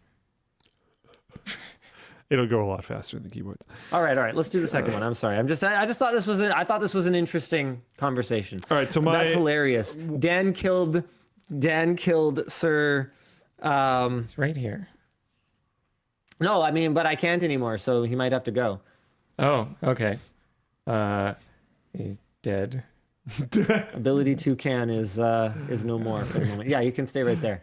Okay, hit me with the next one. So apparently so people can volunteer their likeness, and there are some creators on here if you want to look, but I fat fingered Mark Cuban, which was a fun accident. That's my little prompt there. And this one says, Linus, if you get this right, that'd be amazing because it's not what you think. Okay. Sammy! Are you ready? Yeah, play it. Let's see. That's so good. Perfect amount of sauce. Cheers to whoever made this. I will say I was pretty impressed at how good that one was, actually. Not at doing what the prompt said, but just the video itself was like surprisingly good. I think they've really trained on spaghetti. Of Will Smith. Yeah. I think they've really trained on spaghetti. No, that was my guess. Oh, no. Okay, because he like a kind of nerdy white guy compared to like a cool, less white guy. Seems like the opposite of Will Smith. Who do you think the nerdy white guy is? Oh, can I see? Do you want to play it again? Sure. Yeah, that slurp was unsettling. If you can mute the audio, that'd be great. Otherwise, it's Turn fine. it up. Why would you do that? Why would you do that? Cheers to whoever. It's not a real slurp. It looks like a cross. It looks like a cross between me and Austin Evans. Watch it again. Play it again. Okay. Play it again.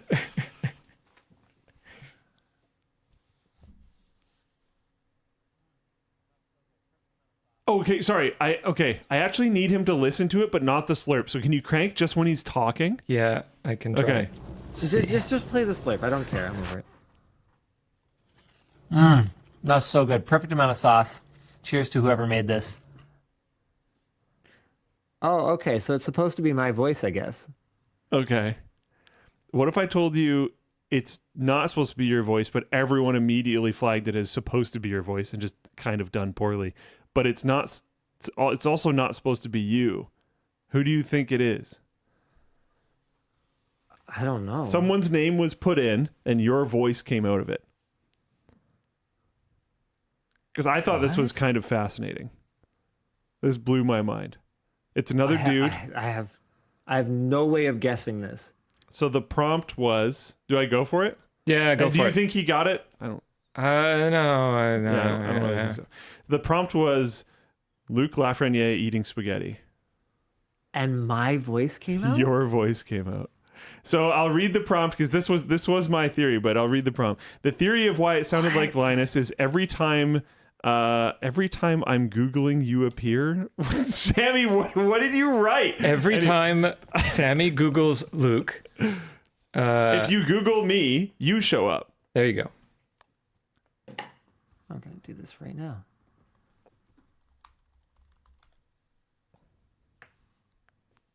Lafreniere. I mean, sort of. The first 4 hits are your Twitter profile, your LinkedIn, your YouTube, and your Instagram. People also search for "You're always number one." The second photo that I see is you and me fail fist bumping from forever ago. What? Okay, my search does not find. I switched over to images, and it is literally I got. Shoot. Okay, this is. Is this Joel? Yeah. It's my Twitter, I- but it's Joel. Yeah. I know what picture you're talking about.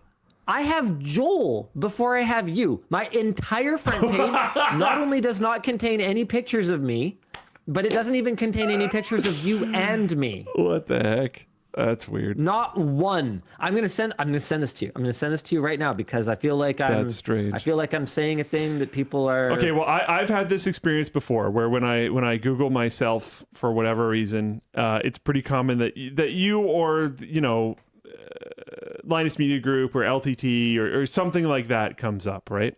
So I think it tried to grab whatever estimation it could of my voice, but it had so much more training of your voice that it just made your voice. And then it doesn't have very good training of what I look like. So it's just generic white dude with a beard. And it just sent it. Yeah. Dude, even my second page only has me on it twice. And in both cases, I am with you. In one case, I have my head on your butt. Oh, no, that's what I mean. That's what I mean. Like we would be together. I don't mean it just comes up with just you. So this is the first one you sent? Where's it? Yeah. Yeah, that Joel one comes up all the time for me. That's a clean result. That is actually. And mine was the same. I've done it before where you definitely came up. Weird. Maybe something was going on at that time. And then this is the second one. Oh, wow. Like we've got you and me. I think that's the Scrapyard Wars fist bump or something over on the right there. I forget the context of that. I Why did forget. we post I for remember that photo, but I don't remember why. I think it was specifically something to do with WAN show, but I don't remember what for. That's a decade ago, so who knows? Okay, prompt number 3. Are you ready? Sammy's ready. writing says, final prompt, winner takes all, so focus up, which is true. He had no way of knowing that would be true. But that is true because it's tied so far, I guess. So yeah, Dan, play it. Whoa, hey, that's my homework. You just ate it. So that's why I don't have the paper. My laptop literally ate it last night. Your laptop ate it? I know it sounds ridiculous, but I filmed it, teeth and everything. That's a first. Okay, so iJustine is involved. Yeah. So yeah, You have to try to guess the. Yeah, there you go. Why is the pig there? Oh, weird. Okay, I want to see it one more time. Okay. I think I can preemptively Hey, explain it. that's my homework. You just ate it. So that's why I don't have the paper. My laptop literally ate it last night. Your laptop ate it? I know it sounds ridiculous, but I filmed it, teeth and everything. That's a first. Actually, no, I won't explain Okay. the pig. Okay, so obviously, the prompt is going to involve the student explaining to their teacher that their laptop ate their homework. Their teacher is iJustine. So okay, student's laptop eats their homework. They I don't know. I don't care. Okay, I just tell mean, me the you answer. you got it. I'm gonna effectively. give you the dopamine for that one. Yeah, I mean, I think he got it. It's make a realistic depiction of a computer eating a student's, and then in brackets, Carter PC's homework. The student then needs to explain to their teacher, Justine. I think there was more text than that, but it just ends there. That's Carter PC. Is a shorts creator. You don't watch short stuff, all good. And then Justine, which you guessed, makes sense. They both have their likeness in the app, and it recreated both of them quite well, just like it recreated Mark Cuban quite well. Yeah. How did the pig figure into it? We're pretty sure that is Justine's inclusion thing. You know how Mark Cuban had the link? We're pretty sure it's her inclusion thing. I don't know what to call that. But I think she has one of those. She does have a pig. Yeah, she has a pig. And it only shows up when she's on screen. It doesn't show up when Carter's on screen. So it's probably that. That's what our speculation is. Yeah, we did more prompts. Some of them are hilarious. In my opinion, my favorite one isn't here even it is, in 2 these weeks three. ago. I made all my videos have a pig in them. Haha, 2 weeks ago. Yeah, there you go. Okay. So that makes sense. I didn't know that was like officially true. It made a lot of sense. But yeah, we did a bunch of stuff. It was with Riley. I was hanging out with Riley. We had a fun time. There's a 40-minute video of that on lmg.gg/floatplane. Go check that out. It's fun. We make some fun videos. We crash out about the doom and gloom of the future. It's good stuff.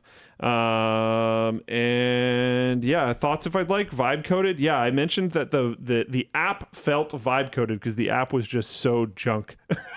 There's a lot of really bad user experience flows and other weird stuff that happen when you try to use it. It's not a very good app. How about some good AI news? Sure. Yeah. Let's pivot. YouTube's likeness detection tech Yeah. has officially launched. They're rolling this out to eligible creators in the YouTube Partner Program, and the technology is designed to prevent people from having their likeness misused by identifying and managing AI-generated content featuring the likeness of creators, such as their face and their voice.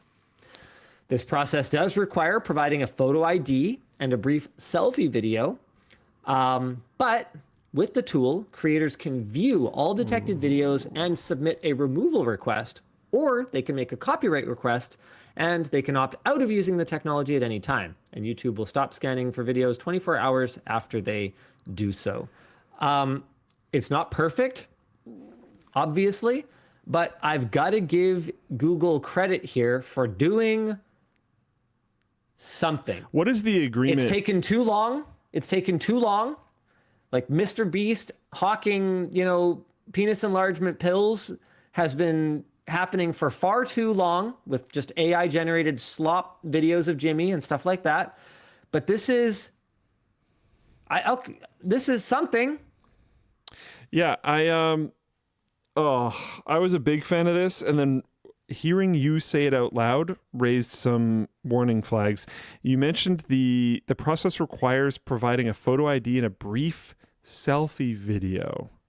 I don't really understand why they need that if you're a member of the partner program. Unless this is also giving them permission to use it. Well, I don't know if YouTube specifically has given me reason to go that tinfoil hat. They haven't for me yet. either, but again, why would they need it?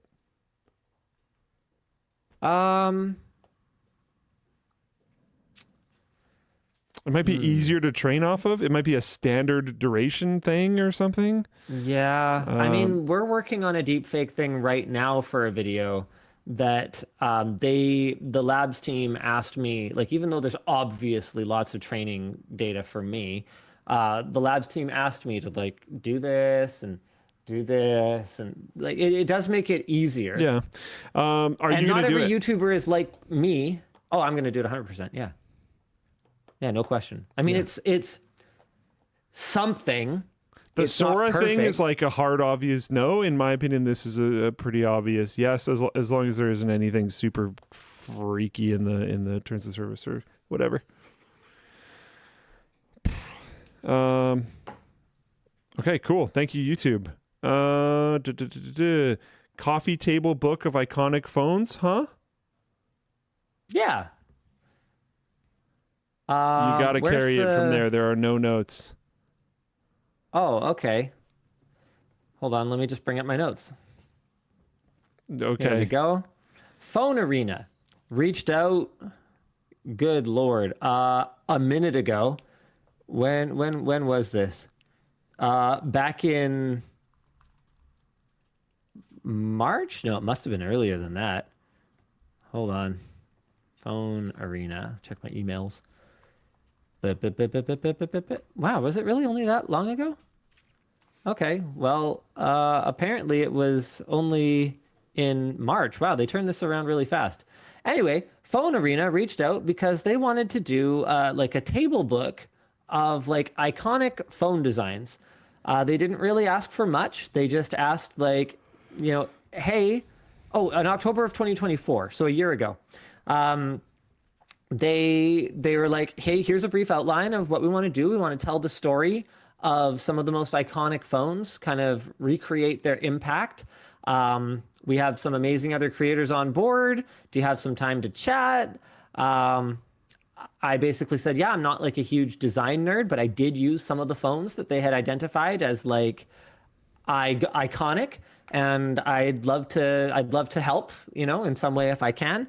And they basically said, yeah, if you could kind of tell us the story of the phones you selected. They asked for just like short little quotes. It took me a really, really embarrassingly long time to get back to them. I feel really bad about that. Sorry, Yavor, my bad. But they reached out earlier this month to say, hey, pre-orders for the book are supposed to be going live soon. And if you want like a commission link or anything like that, then we can do that. I basically said I don't really need the money that badly, so you guys can do. You can just kind of do your thing. But I'll be happy to promote it anyway. And so that's what we're doing. Let me just see if I can find the link. Where do I go? Sorry, I'm trying to figure it out because I want to actually find the link. Maybe it's just on the PhoneArena website. Here, let's have a look. Iconic phones book. News, maybe? I'm going to try news. I really hope. Oh, here it is. Sign up to get updates and an early bird discount. I'll link it. I have no idea how much it costs.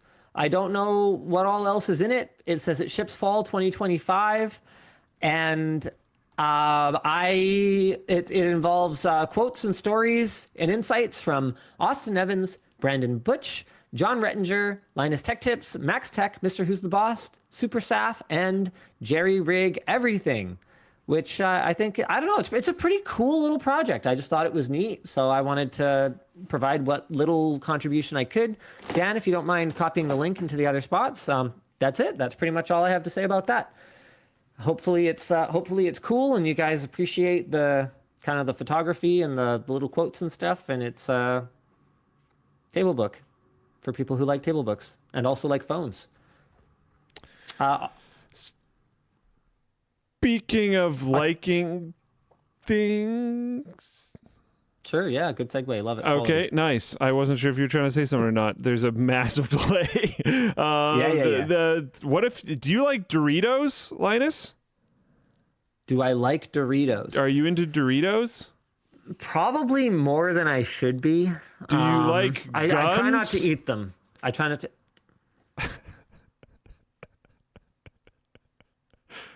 Oh. Okay. Which one is it? I can't tell. Do you like Doritos or guns? You clearly like one of them. That's wild, dude. I mean, wow, man. What a terrifying experience that would be to have. Because it's effectively getting swatted. So there's a chance that you get unalived because AI mistakes your favorite snack as a firearm. Fun fact. Yeah. I mean, you never know when, and like, you never know when a trigger happy responding agent is gonna. Somebody's gonna figure out how to visually hijack AIs, visually trick them into thinking something's happening, and make this happen as a form of attack. I can pretty much guarantee it. Hasn't happened yet, but it will. I promise you. We don't have a lot of notes here. It's just rough. Pugboy1321 asks the real question here in Floatplane chat. Would nobody check the footage first before going in armed? Like, how much time do you have? Is this a school shooting? Do you want to spend time rewinding the tape and looking for stuff? Willing Spy says apparently it was more on the principal. PAL. It was flagged by AI, turned away by the person in charge. The principal said, "Oh no, call the cops." Oh man. Cops wouldn't have seen the footage.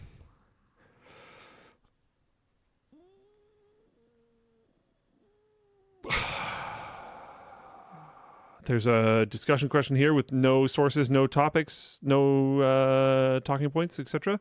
Should LMG become an ad agency? Oh, let's save that for later. All right, not talking about that. Xbox wants. Okay, fine. We can just do it now. Colton has discussed on multiple occasions farming out our biz team essentially to other creators. Do you think there's a value in that? Yes. I know multiple that would want to join. Turns out most people don't start making YouTube videos about things that they're extremely interested in, often autistically interested in, because they want to do business things. And they would prefer those things are just handled for them. I don't know. Maybe we just should then. Because I don't know, going through processes like factory tours, for instance, is a perfect example of something that no conventional agency could possibly understand. But we have experience with all this kind of stuff. You mentioned not even that long ago that a different form of agency than the agency we would be making mentioned that we are really nice to work with because we get it and have been doing it forever. There is a certain level of experience and expertise that we can bring to the table that some people need. Does everyone need it? No. That's fine. But there are people out there that would love to work with us on this, and why deny them? It's not like we have to force anyone. So here's a question for you.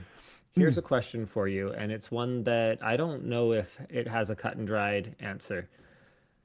We have a pretty hard stance, for instance, on gambling ads, right? So what if we're working with a creator that doesn't have a hard stance on gambling ads, and that's their personal compass, right? Like I'm not generally going to give people a hard time if they need to make money, and that's within their sort of bounds or whatever. I don't like it, but in general, I'm not going to just go on stream blasting other creators for working with BetterHelp or working with gambling or alcohol or whatever, right? Tobacco and alcohol, all the stuff that we kind of have our lines on, right?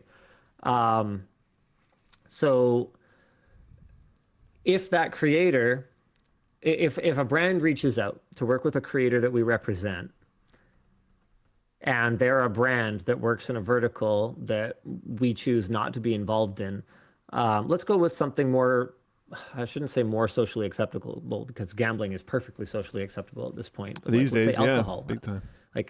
Functionally, every adult that I know consumes alcohol in some form or another. So, long range high five. Yeah, yeah. Oh, sorry. I didn't mean we don't, like you and me. I wasn't going for a thing. I just meant but we don't generally advertise that. Yeah.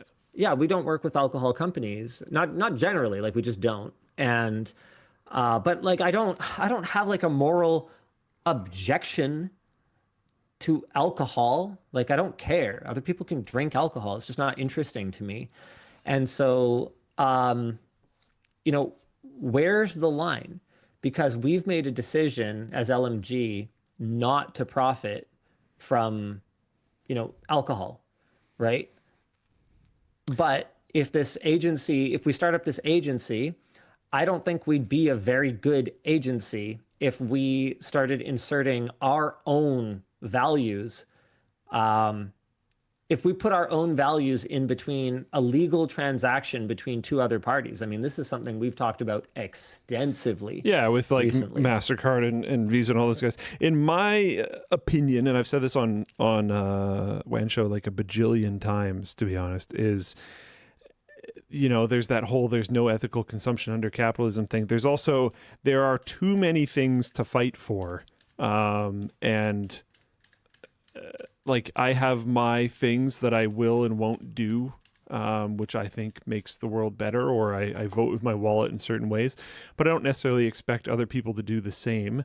And I generally assume that they have their own versions of that, which might be a little bit different than mine. So you say no to gambling. Someone else might say no to animal products. Yeah.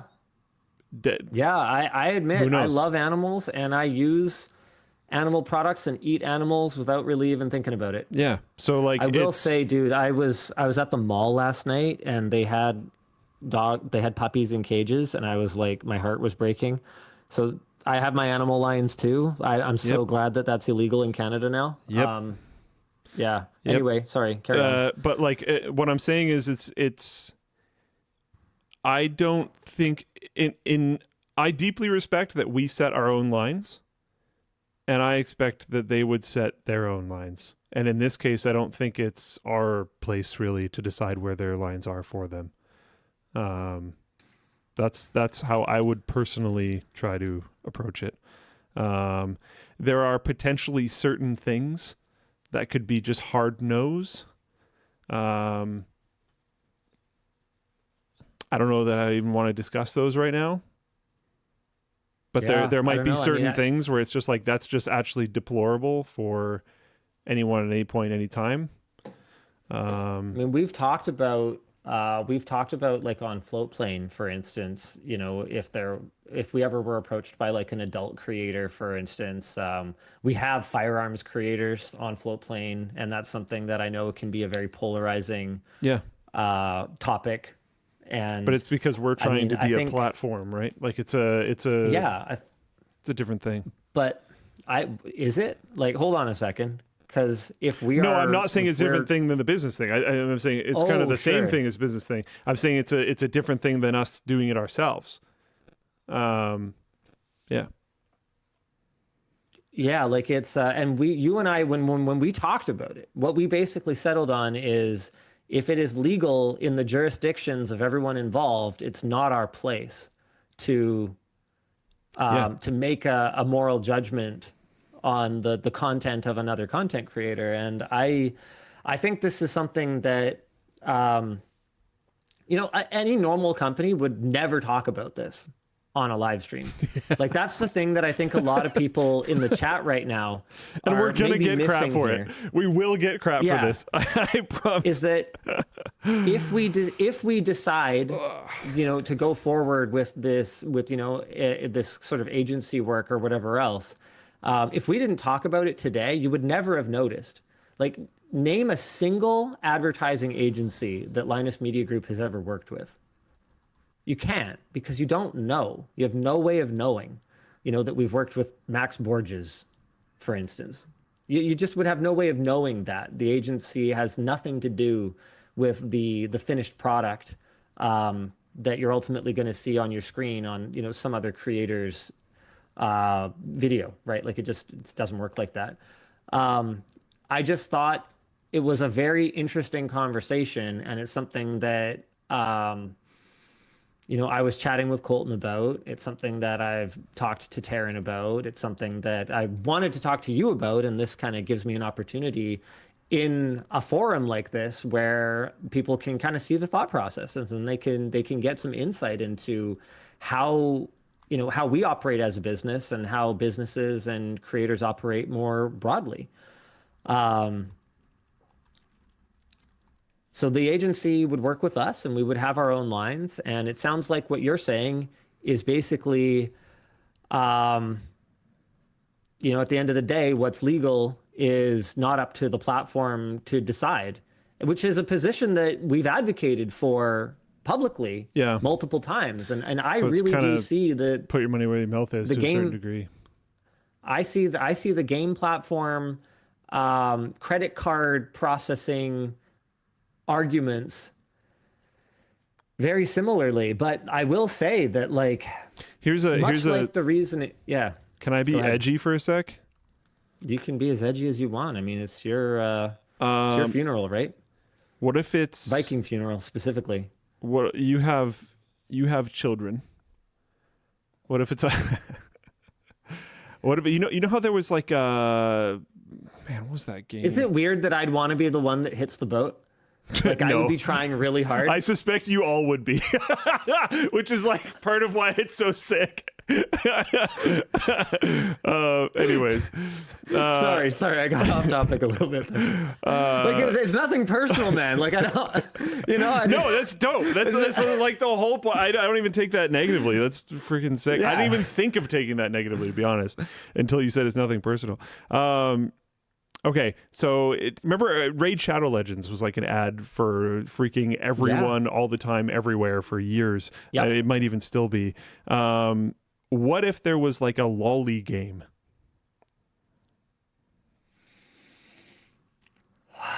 Are they 1,000 years old? Yeah, for sure.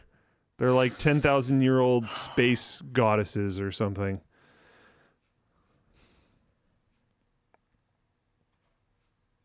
Why do I have to deal with this? Because what I'm saying is there might still be lines, but they might be pretty far out there. And like, where the hell do you draw this line? Like It's the tough. first thing people started talking about in Floatplane chat is Genshin. Like, no, yeah, I would take an ad for Genshin Impact.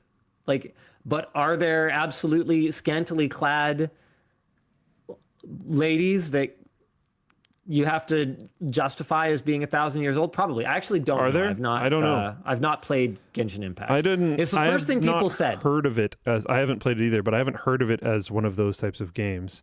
The scantily cladness, yeah, but them being looking like youngins. Oh, well, that one's not scantily clad though.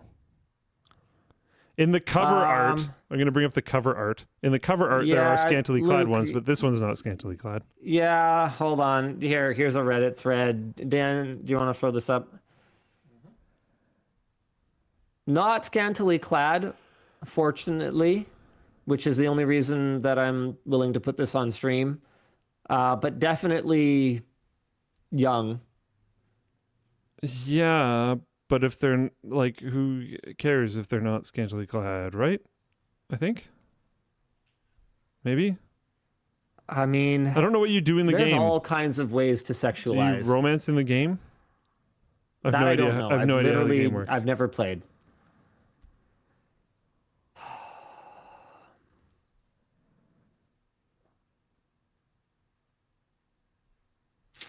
Icky. Yeah, definitely icky, definitely legal. There's apparently no romance in the game. Okay. Helps a that little helps. bit. It's not But a then negative. here's the question though, because as soon as we start to make a judgment on Genshin, then we've drawn our line. Uh-huh.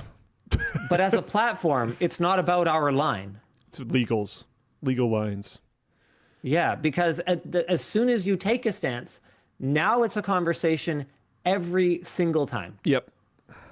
So I think you kind of have to say, like, we don't think this, let's assume the thing forget Genshin, forget whatever else. Let's assume the thing that we're talking about is something that we strongly oppose. We could say, Let's just go with gambling. Sure. Let's go with gambling. And Make we it- do just that, make it right? So easy, I think. we could say on our platforms, and do often, that we don't like gambling and we don't think it should be able to be promoted in the way that it is at the very least. Yeah, I mean, time and place for everything. Yeah. If you and the boys want to have a poker night or whatever, far be it from me to be involved in that. The fact that that used to be illegal is wild. I agree. And I've said before that I really respect John Martin's form of gambling, because he knew that he had the potential to go too far, so it would bring a fixed amount of money, and he would bring a fixed amount of money that could afford him. It would be equivalent of going to like dinner and a show, right? Movie and dinner, and he'd get dinner there. Probably the healthiest relationship with gambling out of any person I've ever met. I saw literally zero issue with it, and I'm traditionally a person who dislikes gambling, because when I worked at the bread factory, dudes would get their checks, go blow the entire check, and not be able to make rent, and be homeless when they made enough money to not be homeless because they'd blow it all at the casino, which was terrible. In moderation. Yeah. But there's a lot of people that can't moderate themselves when it comes to gambling. So that's where the problems are. And my main issues with it is how it's advertised and yada, yada, yada, yada, yada. But we can talk about that on here, and we could talk about how we don't like these other things. But when you are when we're making these decisions for other people, we are effectively deciding law for them. And I don't think that's our place. Okay, well, I'll take that perspective. I'll take the perspective of chat. There were some really good comments from chat. I think some of them, don't take this the wrong way, guys. I think some of them were a little unrealistic. In this world, it's going to be pretty difficult for you to survive without interacting with any company that does things you disagree with. And is that just sort of a defeatist, crappy attitude? Sure. I would bet hard cash that you are doing that right now. And I don't even mean by talking to us.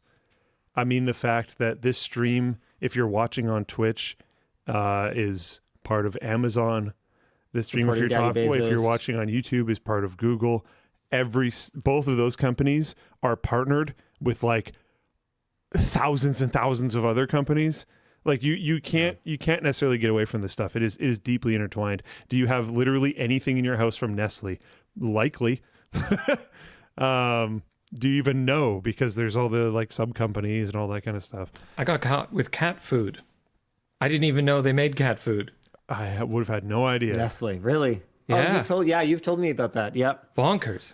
DJ Spark had a good comment though. You know, so long as it isn't illegal, we're willing to talk, but we won't force our staff to work with a company for you. So if no one on staff wants to touch it, you might have to look elsewhere for that particular production. I think that's a fair stance. You know, that sounds pretty good. I kind of like that. You know, I dig that. Like I think there's ways that.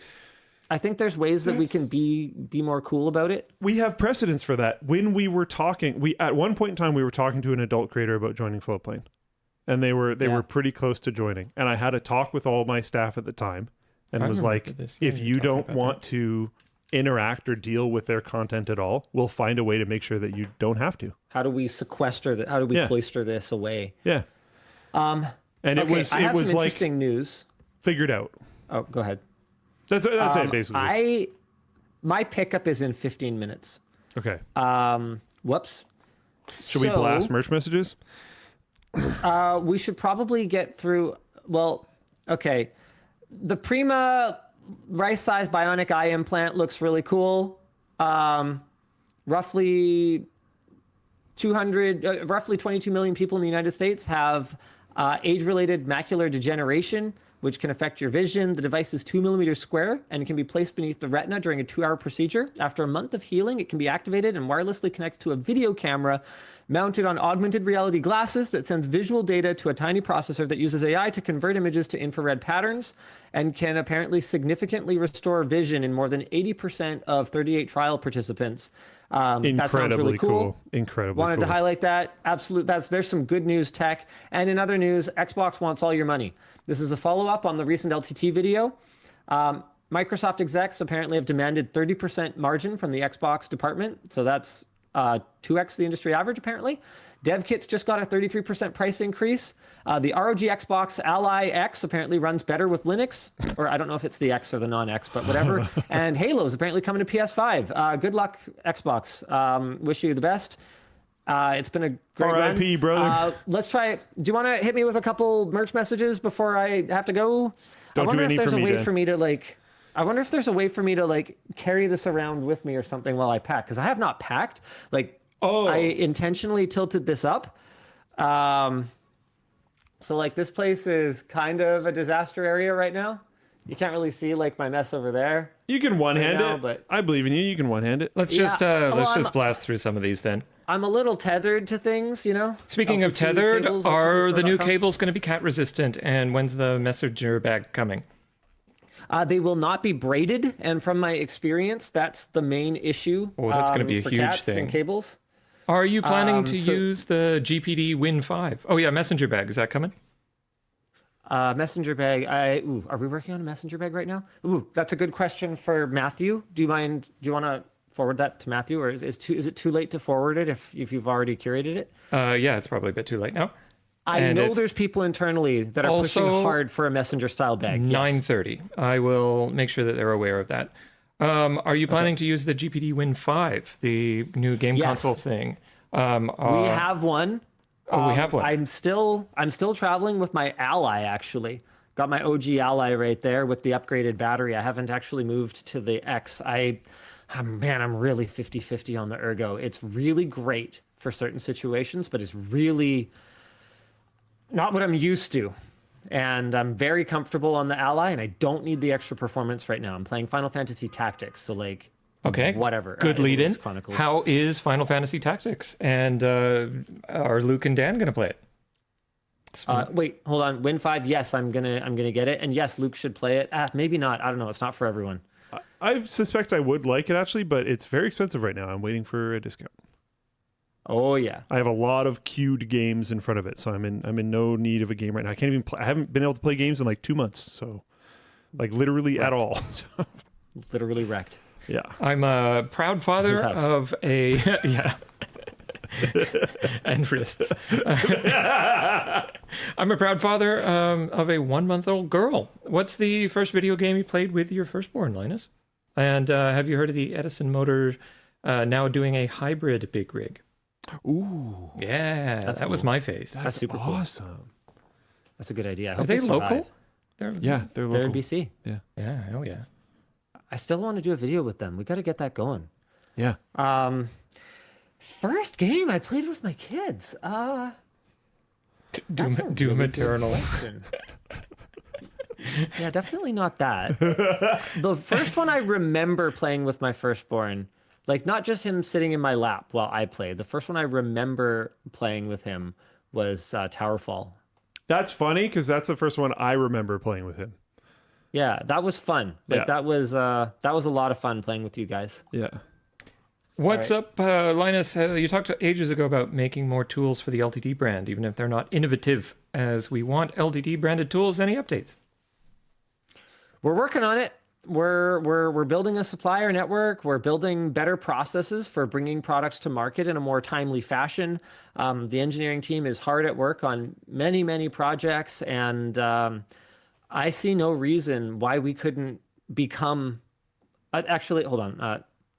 I see no reason why we couldn't become a tool brand. I think we're learning a lot. We've made some mistakes. I think we've learned a lot, and I think that we can apply what we've learned to a lot of different categories of tool and make something that's just like really, really great and not outlandishly priced with great support. I think the support is a really key part of it, the Trust Me Bro guarantee. And I think over time, as people's memories of how mad they were about me saying that fade because we've put our money where our mouth is, that may be branding that we even lean into more and more over time. As I told you guys to trust me, bro, and the ones who did are feeling pretty good about it at this point. And let's keep that train going. How are we for time?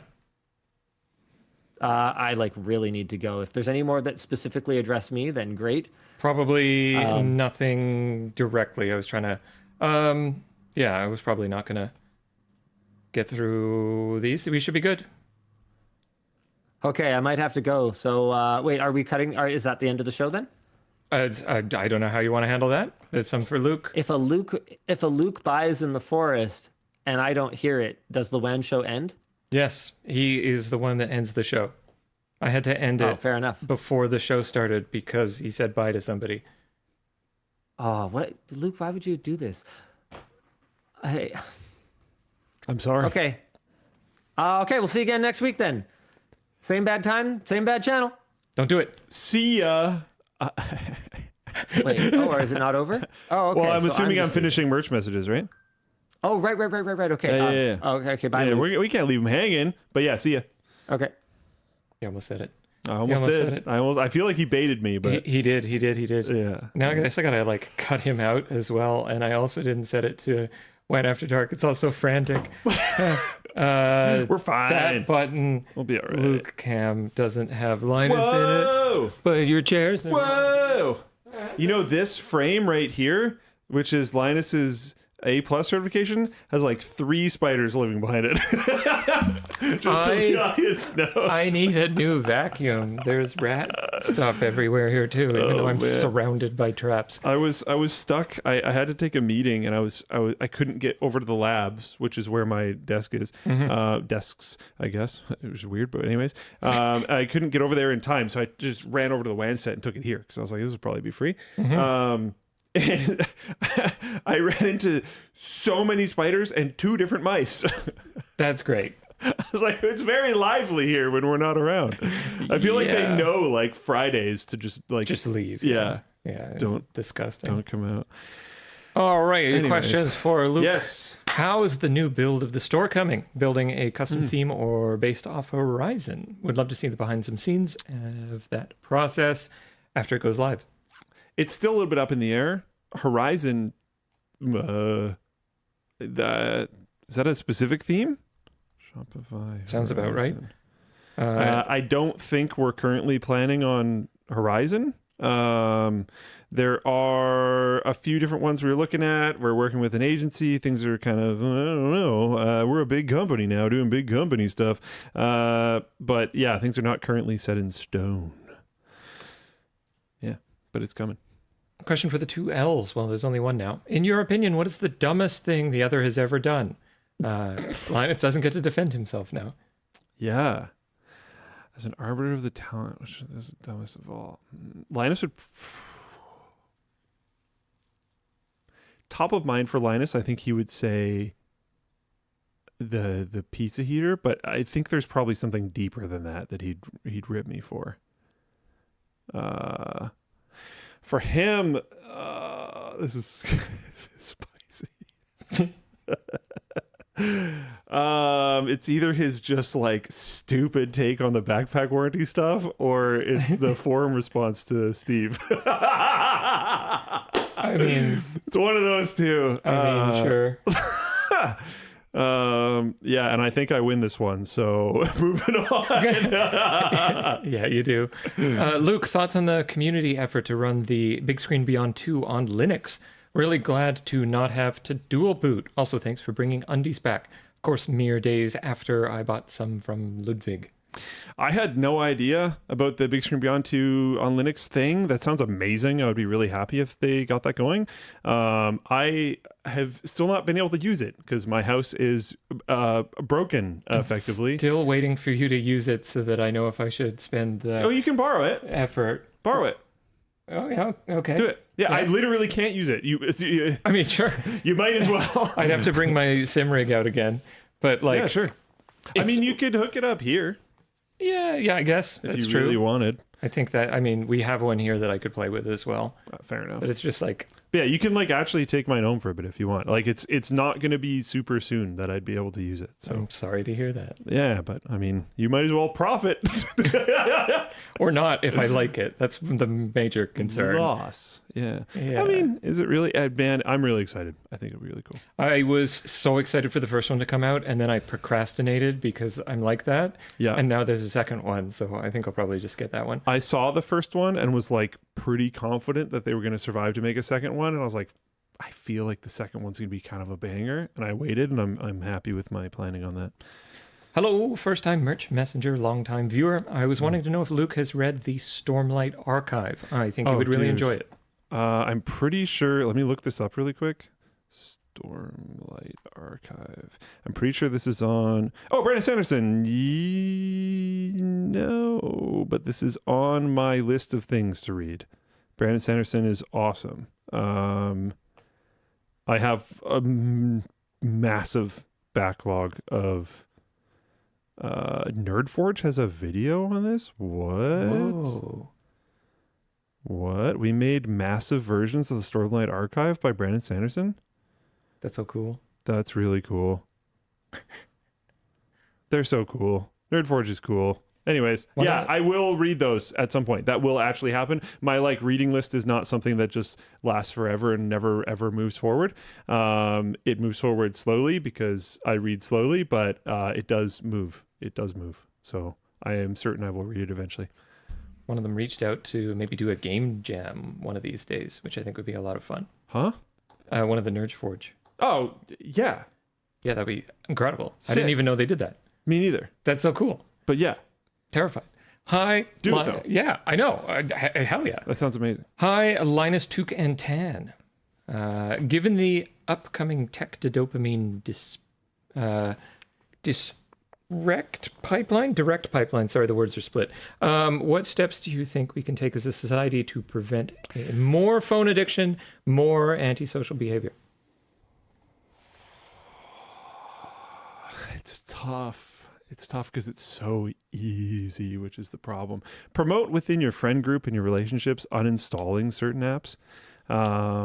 Promote having timers on your stuff. And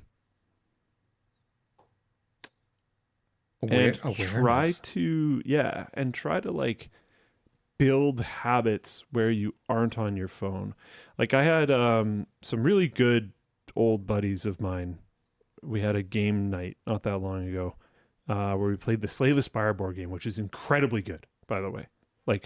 Masterful board game, one of the best board games I've ever played.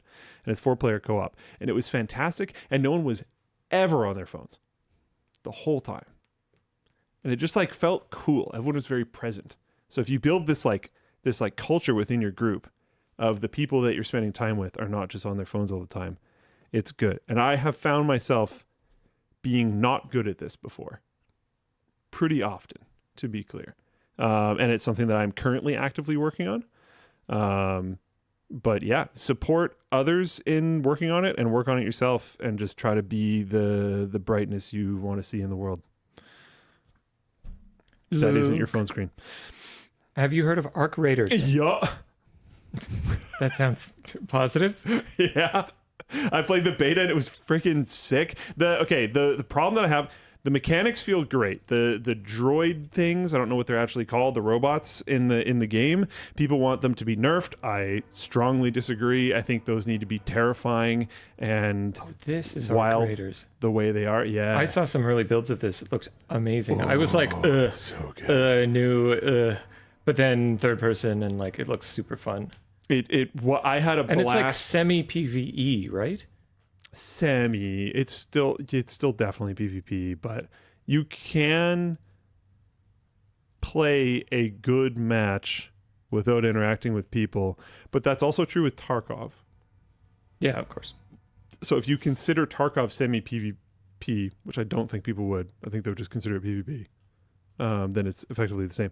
My one issue with it, and I have not played since their last beta. Well, I guess it's coming out Thursday. Do they mean next Thursday? Whatever. I don't have a computer right now that works, so I have not been in the loop. But yeah, single player Tarkov. Okay, fine, fair enough. But I don't suspect I'm going to be able to play this on launch. I haven't been able to play Battlefield 6. I'm a little behind right now. But the problem that I had in the beta was that the loop didn't feel great. When you were in the game, things that mechanically felt fantastic. The movement felt really good. A lot of the guns felt really good. The combat, both with droid things and clankers and humans, was quite good. The balance of things seemed pretty good. But the looting kind of sucked, and the why do I care was pretty extremely lacking. What is the point? In Tarkov, it's pretty obvious why you're doing what you're doing. The storyline is there. The storyline of Tarkov, despite being no one ever reads any of the tasks and all that kind of stuff, the storyline is very straightforward. You're stuck in this like quarantine zone. You're fighting to survive, and you need to try to get out. So you're gathering survival supplies, which include like all these little tiny micro gun bits and attachments and stuff. In Arc Raiders, it's like, I got the blue hand grip. That's awesome. I'm excited. I can't wait till I get the purple hand grip, which is better. And it's very boring and feels empty in regards to the looting and the progression. So I hope they figure that out. And I don't think I'm the only one that feels that way. So... yeah, but the feel and stuff is like fantastic, and I do suspect that they can figure out the story stuff, so hopefully they do. Hi Dan, Luca, and Linus. Well, just us two, I guess. You've spoken previously about contacting Wendell for help with complex technical topics. Yeah, he's our tech support. What's the most obscure technical knowledge Wendell has provided that impressed you? Who does Wendell go to? Steve Banner? Himself. Just go to his conscious, asks himself questions, and he answers it. Linus. How do Linux work? Yeah. And he just shrugs, says, "Oh, let me call Wendell," and then pauses and looks at his phone, and then has a little cry.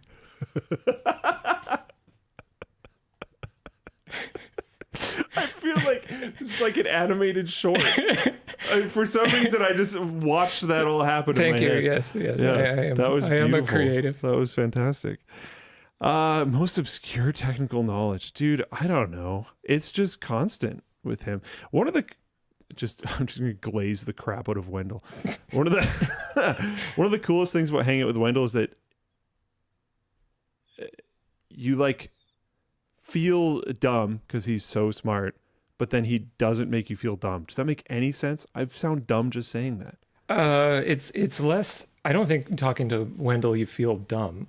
I think when you talk to Wendell, it's like, hey, I don't have this knowledge. Yeah. And then he's like, yeah, that's a good way of saying it. Here's the knowledge. And you're like, thanks, Wendell. And come along this interesting journey. I have learned.